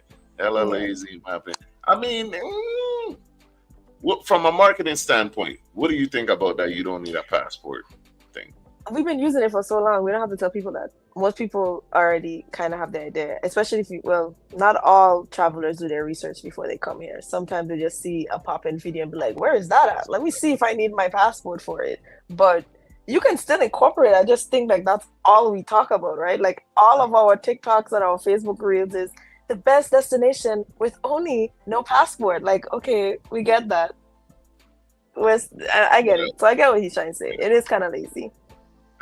Thank you, Keita. Siobhan says, agreed on lack of vision. Jerica, every year is a theme. The slogan created is the theme of the carnival. But yeah, but I understand. She wasn't saying that they don't have one altogether. They don't have a cohesive saying it's terrible. Jump and jive for Carnival 24. Hey, that's such a jigaboo slogan, right? It does. Like jump and jive. I hope that's not the theme for you. I hope not. We are losing our culture and trading it in for a highly sexualized public strip club. No storytelling, no culture, just wine, wire, and skin. And feathers. Don't forget the feathers. A lot of feathers. Whole lot of feathers. I'm glad she brought that up, though. Another part of the video was the lack of storytelling. Can you tell us, like, when you said that there's no storytelling, what did you mean? I think a lot of people think storytelling is a theme, right? Like, for example, the theme is pink. And then the whole costumes is different variations of pink. That does not tell a story, right? Like, when you think about our cultural past, we tell stories. Anansi, I'm pretty sure you can think of 70 million Anansi stories, and all of them have a moral.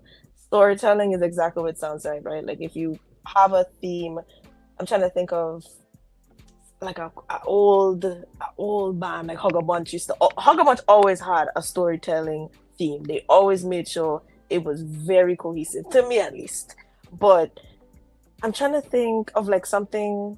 I guess I could use fusion band for St. Lucia this year. Their theme was Pixels, like the movie Pixels. I don't know if you guys seen that movie, but all of the different characters or the different sections was based off of a different character. So we had Mortal Kombat, we had like Pac-Man, they had like Mario. In itself, it still comes back to tell a story of the arcade or a game. So that's what I mean by storytelling. Like each section has a theme, or even the music that we listen to, like it has a theme, but it tells a story of what Carnival is or whatever it is. Like the theme is supposed to be told by a story. So that's really what I'm trying to say when I say storytelling. Just give us something else. Give us a different fantasy illusion besides slapping a color. Because most of the themes nowadays is just colors. And I don't know, that's lazy work for me. True. Storytelling. You, from the marketing standpoint, how would you market the storytelling if you were trying to pitch a carnival theme? How would you incorporate that? Theme.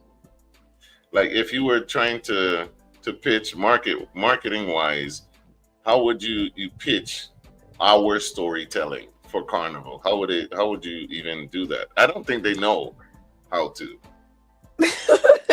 Honestly, you're probably right. They probably don't know how to actually storytell, right? So for Carnival especially, I think one of the biggest things that make Carnival what it is our music. Like without Carnival, let's be honest, like if you don't have music, what people really go into Carnival for? So I think taking time to build a creative theme around music and then attribute it to the costumes, to the Carnival like village, or even the theme that she said, jump and jive. We could change it to something else, right? But I need like basically pick something very specific, or even like let's say we choose the theme of a madras, right? Because that's our cultural wear. We can definitely incorporate it from, you can have everybody that playing in the band to dress a certain way. It could be hip or modern, but even like the decorations of the village could be in the madras, or the theme. This jump and jive, I'm gonna keep saying it because that's insane to me. But the village, the village proposition, like the village slogan, should be something according to the madras. So pick something that you know that's cohesively inherent to our culture and build off of it. Like tell the story. How I know they wouldn't use madras? It's too hard to rhyme madras. You get what I'm saying? Like, But where's the like? We have so much poets out there. Somebody on their team has to know poetry.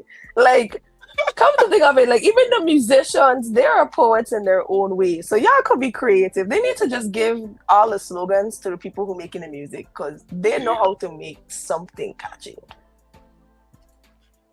Jerica says, "Stop tarnishing the vision of them people's happy place." You mean them not having to use a passport? Is that what we're talking about? Yeah, I'm pretty sure that's what she meant. There's a bajillion islands with the same thing. We got to get more creative and let the new generation lead the charge with ideas because clearly this current situation ain't doing a thing. Funny you should say that. You also had another video talking about you were lambasting tourism. Again, disclaimer, the views and opinions on this show do not necessarily reflect the views of the broadcaster. So tell us why you pivot. Please tell them why you think the man in tourism is too old.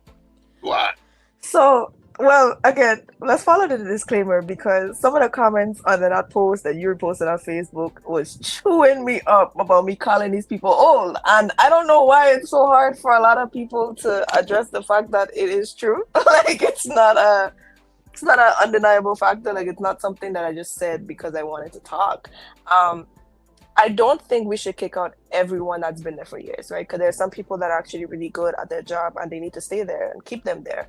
But when you have certain people at a certain brink of retirement that is only there because they've been there for years and their people have been there for years and they don't want to move, those are the people I'm talking about. I'm not talking about people who actually are doing their job. I think we should let the next, even if it's not Gen Z, it could be the millennials too, like, let the next generation after you guys actually lead, because the people that's in leadership roles is why we're so stagnant, because they don't want to do anything new. They want to stay the same place, talk about the same thing, do the same little. If you think about the slogan, it just reminds you of the 1950s when Quailbay music was playing in the village. Like, that's why our slogan is so rhyming that way. It just is a symbolize of a different era, and I just want us to get up to scale with times. And even if you are a part of like the older generation, it doesn't hurt to just stay in tune with what's going on in the times of today. Like, why is it so hard for them to get up to date? That's what I'm saying in that video. And I feel a lot of people just felt a personal job because I call them old. And sorry if you feel that way, but that's my opinion in terms of a lot of them are old and they just don't want to get with the times. And that's what it is. So, from the response to that video, that person, I'm assuming that they got a family member or they work for tourism. I'm going to be honest, because they took that way too personal, and that's usually how it'll go. And with the government, right? That what you're saying right now about the older generation and they're not allowing new, fresh ideas and stuff like that. That's how the government of the Virgin Islands operates as a whole. Like, you will get shut down if you come with a new idea that they're not used to. You come and tell them something new and pitch it to them. You can't tell me, if anybody in the comments work in government, you can't tell me when you come with a new innovative idea that nobody else is doing, nobody else has heard, they'll just be like, you know what? We should do that. Because for them, I feel like a lot of them is like, if it's not broken, like there's no reason for us to fix it. But it is broken. It is very broken. It's not even broken. It's crumbled. It's done. If it's not broken, don't fix it. If it is broken, we still ain't gonna fix it. That's the model. Because they're like, okay, what can we do now? But it's like, there's so much that we can do. And there's so many people besides me. There's people like you that even have ideas of how we could fix so many things. But again, it's like, we don't want to touch it. It's been working like this for 60 years. Why do we got to change it? And it's like, interesting to see that's where. Yeah. So to clarify, you don't just hate old people, right? No. No. I think. No, I feel like a lot of people took it as I hate the old. Like, no, that makes no sense for me to say. Like, I had to learn my skills from somebody that was older than me. I didn't just come here knowing everything, right? So it's like, that was not the point I was making. And I even said it in the video. If they really was watching the video clearly, I emphasized, let's keep the people that are from the older generation that actually are innovative, keep them there, because they're going to teach the skills to the next generation who have those ideas, and so forth and so forth. But a lot of people skipped over that. They just heard old and was like, she hates us. This is what we talking about, this young generation. That's what they hate us. She see my mother, she talking about she in tourist. That's what they're going. That's what they're going. Man, it's crazy. They call our music noise. Let's be honest. Every generation, every past or previous generation says that about the new generation's music. Let's be honest. Yeah. Jerica says, sure did. I know the little dance too. It was the bells that masked for me. She's talking about a parade clown. Like, I never seen a parade clown, but she really had aspirations to be a parade clown. Listen, make parade clowns great again. I nominate Jerica to be the first one coming back because I want to see it. And then she'll wear glasses too. I want to see it. Juggle. I don't know why. Hey, Siobhan got a new 2026 slogan.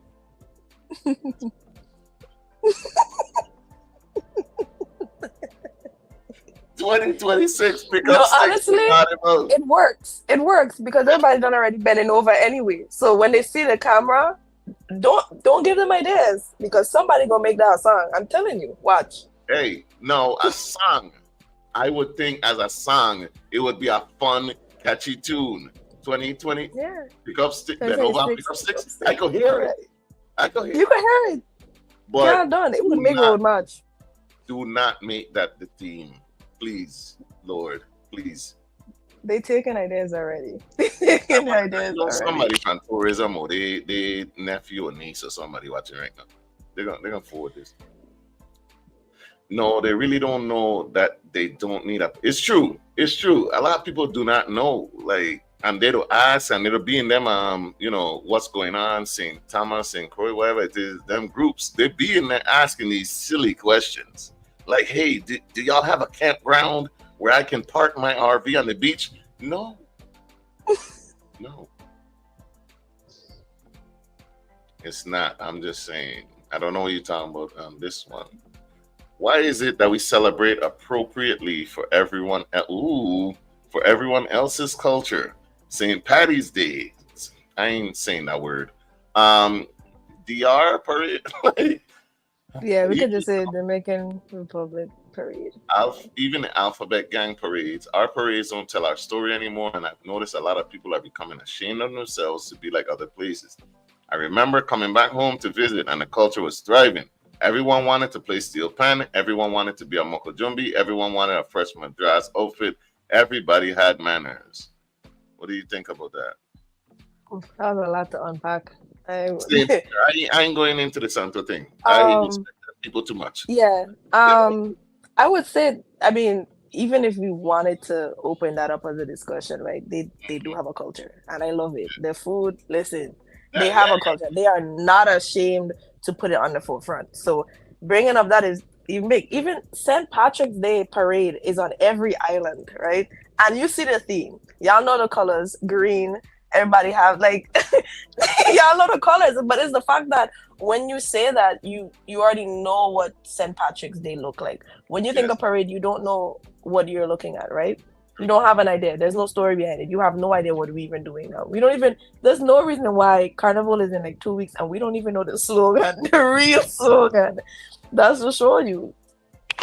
Makes no sense, but a whole other thing. The fact that these things we know is coming every year. You should be working on it from the time the last one end. You should be working on the next one, and then we don't get the lineup until like a month before, if that. I was gonna say I have a strong idea as to why, and that's kind of why I don't be as mad as before, especially knowing people who work in the Division of Festivals and the Department of Tourism. We are the only country that has to do 3 carnivals a year. Okay. So that is a lot to unpack. If you look at Trinidad, they're only doing really 1 carnival a year. So as soon as carnival finish, on to next. We also have really bad time management, and I did talk about it in another video. We'll bring that up. We'll bring that up. So I think that is the main issue as to why everything is always so late, because realistically, there's still I'm trying to say this in the nicest way possible. Our people are very terrible at keeping time. And so we start with Crucian Festival at the beginning of the year and we're rushing to make sure it's perfect because Crucians don't play. One thing about that, I don't play about Carnival. So they make sure it's perfect enough so they don't get a whiplash. Perfect. Try to. Perfect. Try to. They work hard to make it perfect in St. Croix, she's saying. Listen, I said they try. Okay, y'all gotta meet them somewhere. Priest come back to St. Croix, give him a residency. Give him his VI resident card if Maxi Priest come out one more time. For perfect, she's saying. I feel like Kes too. Give Kes his residence card. He's always here for all 3 carnivals. He's always here. At least have an album in this decade. Maxi Priest, anyway. But I offer Maxi, we love you. We love you. You've been here. You do your thing. You perform your heart out. I love that one song. Go ahead. But again, they try their hardest from Crucian Christmas Festival, and then they only realistically have 2 months to prep for St. Thomas, which is where if they had better time management, they wouldn't have to be scurrying to figure out everything together. They would just flow. Like St. Croix, you should be planning St. Croix since August. Realistically, since August. Plan St. Croix since August. So that way y'all have it done by November. People know what they're doing, right? People also gotta buy flights. Like y'all telling people the exact date. They always have the dates though. They will always tell you guys when the dates are. We don't know what's going on. Like we never know what's going on. We know the time frame, but it's like, okay, I'm not taking off, and the next thing you know, the lineup is terrible. And I'm not doing that. I'm not about to spend all this money to come home and the lineup is literally terrible. Why am I doing that? So they always going to tell you when it's happening. They're not going to tell you what's going on, why, where, nothing. They don't know. So St. Croix to St. Thomas, and then because I'm part of the little island, like from the St. Jonian, so it's a battle for us because they literally leave us last place. Especially now that we don't have our own committee no more, they leave us last place. So for us, it's like, okay, St. Thomas Carnival finish when May 4th. They would literally take 3 weeks to get themselves together for St. John and only give St. John Carnival promotion, a month? And then nobody remembers. And if they do remember, it's like last minute, oh yeah, St. John got parade on July 4th, there we go. Like that's always how it goes. And then the cycle continues again for the next year. Makes no sense. I wish they just do better with time, man. Just start planning Crucian Festival from August. And then when Crucian Festival is going on, I should be planning for St. Thomas. While St. Thomas Carnival is just about to finish, put St. John up there, and the cycle continues. Yo, hey Vex, you say they go always tell us the dates. Am I lying though? I swear, every time St. John Carnival, they go always tell us that we gonna have something. We don't know what it will be a date. They're gonna tell you, they're gonna give you the dates. They're gonna be like, yeah man, we get the dates for sure. We locked in with the dates. We telling you when to come. We don't know why we giving y'all yet, but just come. That's their slogan. Like they telling y'all just come. It's terrible. Yes, there will be a carnival between these dates. We gonna tell Ayo like a week before who gonna be there. Well, Ayo show up.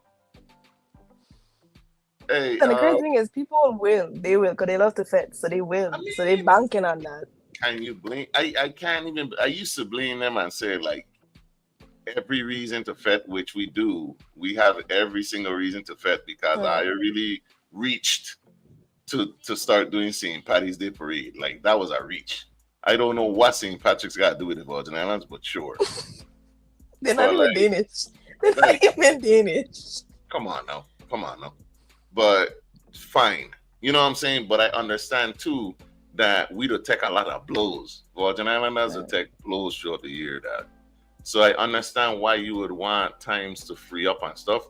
But I also feel like back to your point about the storytelling and the culture and stuff, we have a lot of heroes that do not get parades. They don't get like these times that we could fet and celebrate them.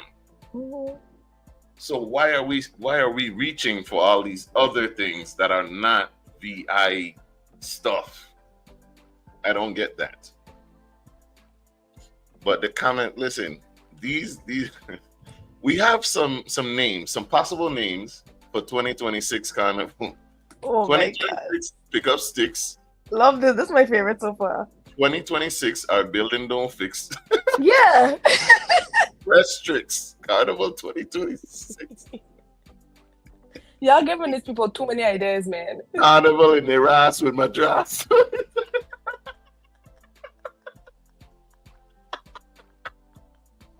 Carnival in their ass, wear my dress. Yeah. Yeah. So bring culture alive 2025. Hear it then? That could work, yeah. Somebody forward that to whoever. forward that to them old folks in tourism. I can read these comments real quick. Let me see, because there's a lot. Last mass I played when Stroker won 2005, 2006 Let Go Road March. She know all the names. That's impressive. I was a hibiscus and loved how pretty I was and represented a local flower family. So that was around the last time we had some real themes, man. And that's storytelling in itself. It's a local flower. You see how you were able to say you felt pretty representing your island, right?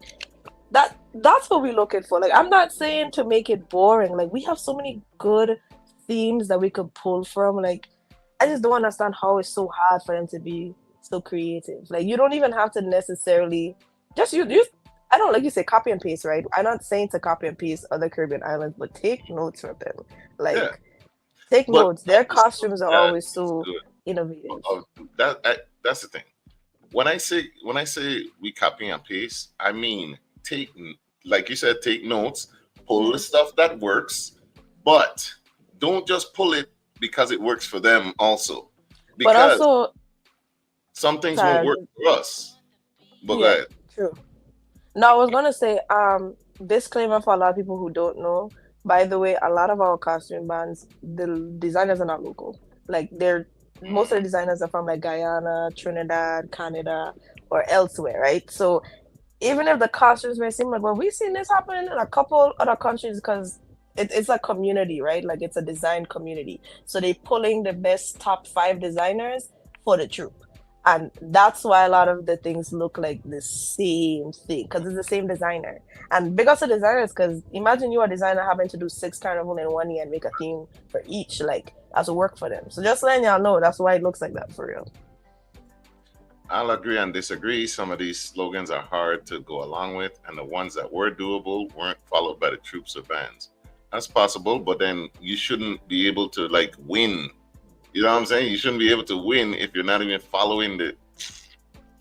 Also, they don't come out early enough for troops to work with them. Sure.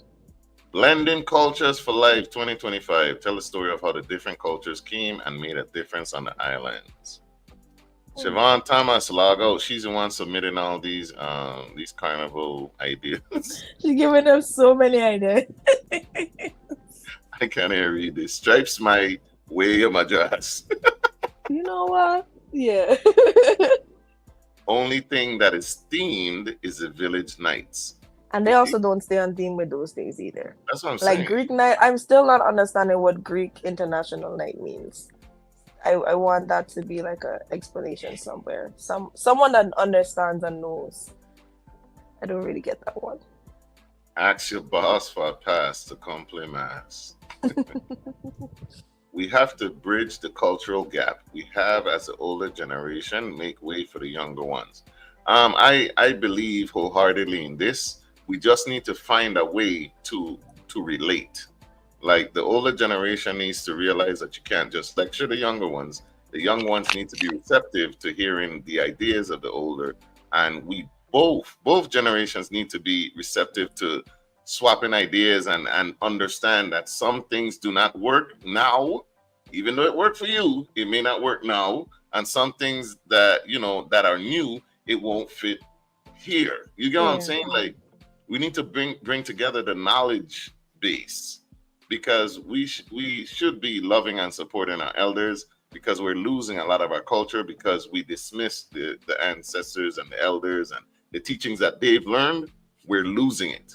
That's why a lot of people can't cook the things that they used to and stuff like that, because we dismissed it.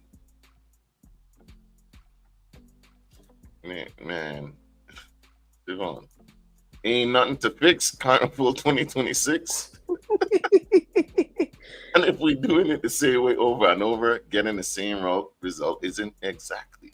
But they keep sprinkling in a little new thing in here. You know what I'm saying? It ain't exactly the same. They'll sprinkle it in, but it's like, is that for us or you just saw that somewhere and you were like, yeah. They saw it somewhere, they got the idea, and they're like, yeah, let's do it. Instead of like changing it to make it work for us, they're like, you just gonna copy and paste it. Yep. This a fact. The Virgin Islands need a huge overhaul. Listen, I'm still mad that we sent money to Asia for their carnival. Like, for Japan. There. Yeah.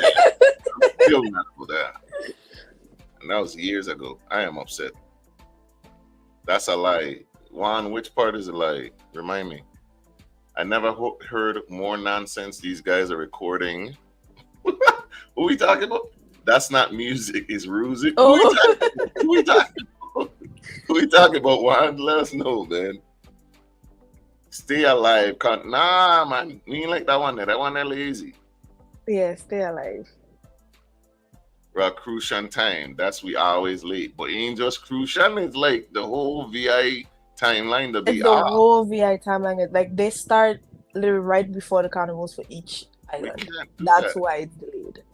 So now it makes me wonder, is it possible that they are not concerned about like Virgin Islanders living abroad coming home? Is that what it is? Honestly, they just want the tourist money? I don't even know, because sometimes, and this is like this, where's the disclaimer? Can we put the disclaimer back? I got you. I feel like a lot of the cases too is financial reasons. Like they also are still paying off from a lot of past artists from the year before. So maybe that have a factor to why it's overlapping. So by the time they finally get that settled down, it's like, okay, oh shoot, now it's Crucian Festival, let's focus. Like I feel like that's the situation. It's not even like they want to, I don't know, I feel like they want to help, they want to fix it, but because they keep doing the same thing every year, it's very hard to just fix it there. They have to literally stop it in its tracks and then start fresh instead of trying to fix it mid everything. Fact. Well, we need to understand there will be fusion in the culture. However, doing things right culturally is what we have lost in our festivals. Doing things right. A lot of people don't even understand why we celebrate them. Honestly, they don't know why. They think it's fit. It's a jamboree. That's what I'm saying. Just play mass. So y'all do understand that, like back in the day when they first started called like Carnival, it obviously has gone completely different from when it first started. Like y'all understand them slaves didn't get freed and start walking up on a truck, right? Y'all realize that, right? I hope so. They forgot that too. And they also forget that each island is celebrating a different form of emancipation, right? Like St. John is the American Revolution, July 4th, that emancipation. Crucian Christmas Festival is the whole reason why it's Christmas time, is the rebirth that has its own background. And then St. Thomas is always followed right after Easter. So it's like an Easter emancipation as well. So each island has a history as to why we celebrate it around those times specifically. But that's lost too. I nominate Itana and Pressure for Reggae Night next festival. Here's something that we should incorporate. Surveys. Why don't Division of Festival, Division of Tourism, why aren't you asking the community who they would like to see and then like putting it together, and then maybe that would help you pick out who the artists are.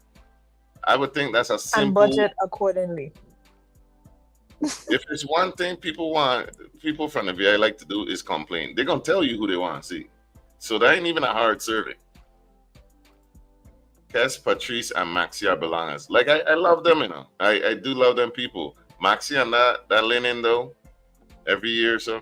I remember Pano was like, Maxi Britt again? Maxi Britt? He was very upset. Shout out Kimal Brady, man. He was at the show. Maxi Britt, sit down. Why is it hard to manage street carnivals, or elders did it? We just don't have people in place that is just culturally sound. So to answer that question, right, or to summarize it, keep in mind, guys, that the Division of Festivals is relatively new. Before that, each island had their own committee. So that's why that's why we always had the great lineups for each island, and Carnival was so enjoyable because each island had their own committee. Now, I don't know what happened between the transformation of each island having their own committee to now it's just one big committee. So that's where we're having the issue, right? Like if you have St. Croix have their own committee, St. John and St. Thomas, we would never have this issue because all you would be focusing is your island. When you have someone that's right. So now when you have one big overarching puppeteer trying to pull strings from each island, it's very hard. It's very hard. Like you don't know who to pull a string next because you're confused realistically. So that's the issue with that. St. John should be advertised same time as St. Thomas, considering how close they are. You agree?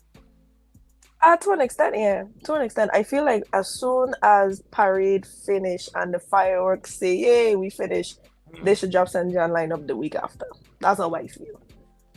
The younger generation think that Carnival is just bringing in outside artists and forgetting our local acts. I could agree. I have a little Irish blood in me. My last name is like Scottish, Irish, or something. Do I want to sprinkle that Irish blood in the streets on St. Paddy's Day? No. I actually have a sprinkle of Irish in my lineage, and I don't mess with that. You know why? Because slavery. But we don't. That's why your name. Because they want to please everyone else besides us who are born and raised here. St. John is the worst. You from St. John? You agree with that? Sadly, I feel like we used to have such a really good lineup, and I don't know what's been going on. They just throw it. They give us, who was it last year? They give us what's his name? Oh my gosh. Y'all know who I'm talking about. He's a producer. He's not even an artist. He's a producer. They just Wyclef Jean. They gave us that to perform. And I'm like, okay. He's an artist. He got albums. He produces. He's a producer. He makes. Well, he has albums though. He made music. Sang by other people. He was behind the production.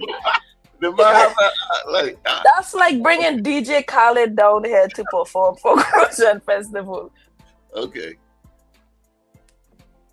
Listen, we can have the pretty mass alongside the actual costumes and cultural things. It's a different time though. This is the IG era. Things are different. Greek as in the fraternities and sororities with that Greek night thing. That's the reason? I'm assuming. I don't know. Okay. I'm gonna research that up because I need to know the code. That's the only thing I could think of, and we do have like members of the Divine Nine in the Virgin Islands. That's a big thing. We have several groups. Shout out Shivane. You know, she reps. We got a source on Red Growth. Yeah. Listen, y'all talk about Red Growth, right? And I've never seen it coming up. I ain't heard of Red Growth until like 3 years ago, and I still haven't had it.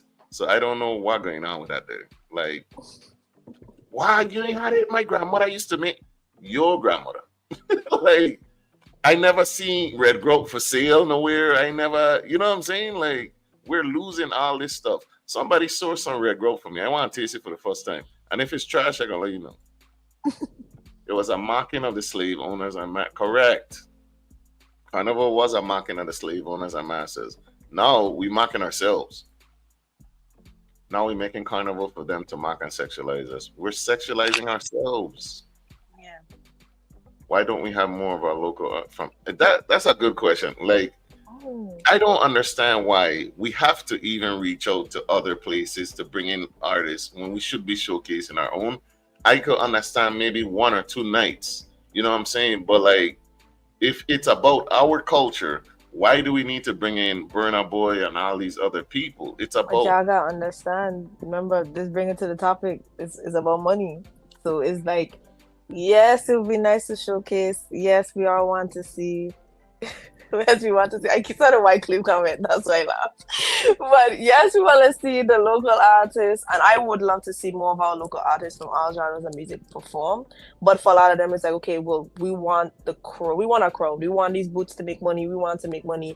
So we need the crowd. They just want the crowd attention. So unless that local artist is having a certain level of audience being pulled, is rare we're gonna see that happen for real. I feel some type of way. I would love to see this. Why these things ain't happen? You check what I'm saying? Like, you got Pumpa is a major artist. He's a global artist now. He's from home. Like we don't have these man. Adam O had Adam O and Friends, I think, one time. That should have been there every single year. Yeah. Okay, you know. If it's up to me, they should be open, and they should be the reasons opening Carnival up, right? Like have one major person open up the Carnival Village. Wait, come back. I didn't see this STJ what?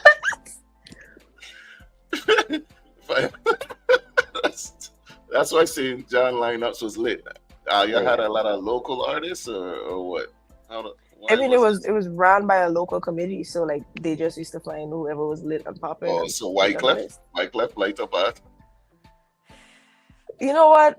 Wyclef is an artist. Yeah, I'm gonna give you on that. I suggested a night on the A list for. That's a good name. That's smart. Yeah, you good with these names, you know. A night on the A list for Pumper to have his own night. We did it for Adamo.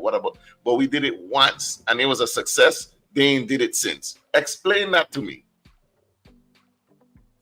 I don't get it. But maybe it cost them too much. To get Adam O? I don't know. I'm trying to help it make sense for all of us. Tell me it costs more to get Adam O or Pumper than it costs to. Man, ain't no way. You can't tell me Kess is less. No, Kess is definitely not less than that. But I'm trying to understand the same difference. Hey, thanks so much for coming on. It's been a whole 2 hours. The time passed quickly. Thank you so much. Can you tell the people your socials, how to get in contact with you, how to follow your pages and stuff like that, please? Yeah, you guys can follow me on TikTok at @theofficial_live. And pretty much on IG the same thing, @theofficialolivia_, and it will like have a links to all my platforms, my portfolio, all that stuff. So do you have any final words that you want to leave the audience with, our listeners? What do you want to tell them about, the storytelling, the culture, stuff like that? Just support our own, please, guys. Like we have so much talent here. That's probably my biggest takeaway for tonight.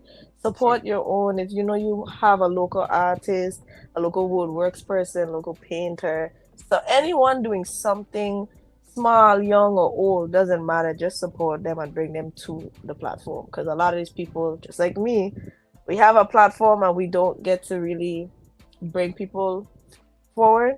So I just want us to start giving these people a platform and giving them a space to actually showcase their talents to the rest of the VI, so we know they exist. So yeah, that's pretty much it. And after we close out the live, if you could be so kind as to put your socials on the actual thing so people could find you, like put the social information on there. Thank you so much for coming to another live episode of A Different Day with Ja. Liv, I appreciate you. This was dope. I would love to have you on again. We could also be on the podcast. If you got some time. I know you're blowing up over there on TikTok. It's cool. But you could find us on YouTube at VI_very_own. We have the same difference. Facebook, it's just same difference. And keep it locked on 101.3 Raw FM's Facebook page. We love to call it Raw FM Plus, because that's where you could tap in with the conversation. But also, if you're home, or even if you're not, you have 101.3 Raw FM in the Virgin Islands. You can tap in there. You can also go to the TuneIn app, and you can stream it from anywhere. We also have the 3S Health and Wellness virtual seminar or virtual workshop. We have that coming up. I want to remind you, with Miss Dawn Wells. She's a lead medical fitness practitioner and blood-based nutritionist. She's the CEO of DWF Wellness. She was on the show and y'all were so interested and so engaged that we decided to do a virtual workshop to answer your questions as far as blood-based nutrition. And like she has a book about eating right for your blood type and stuff like that. So y'all can bring those questions over on May 13th and May 14th. We have that workshop. Me and Nisi will be co-hosting. She will be there hosting, and there's also a special guest representative. All right. So come through. Don't forget, we're gonna be sharing. We're gonna post the actual landing page and where you could buy tickets.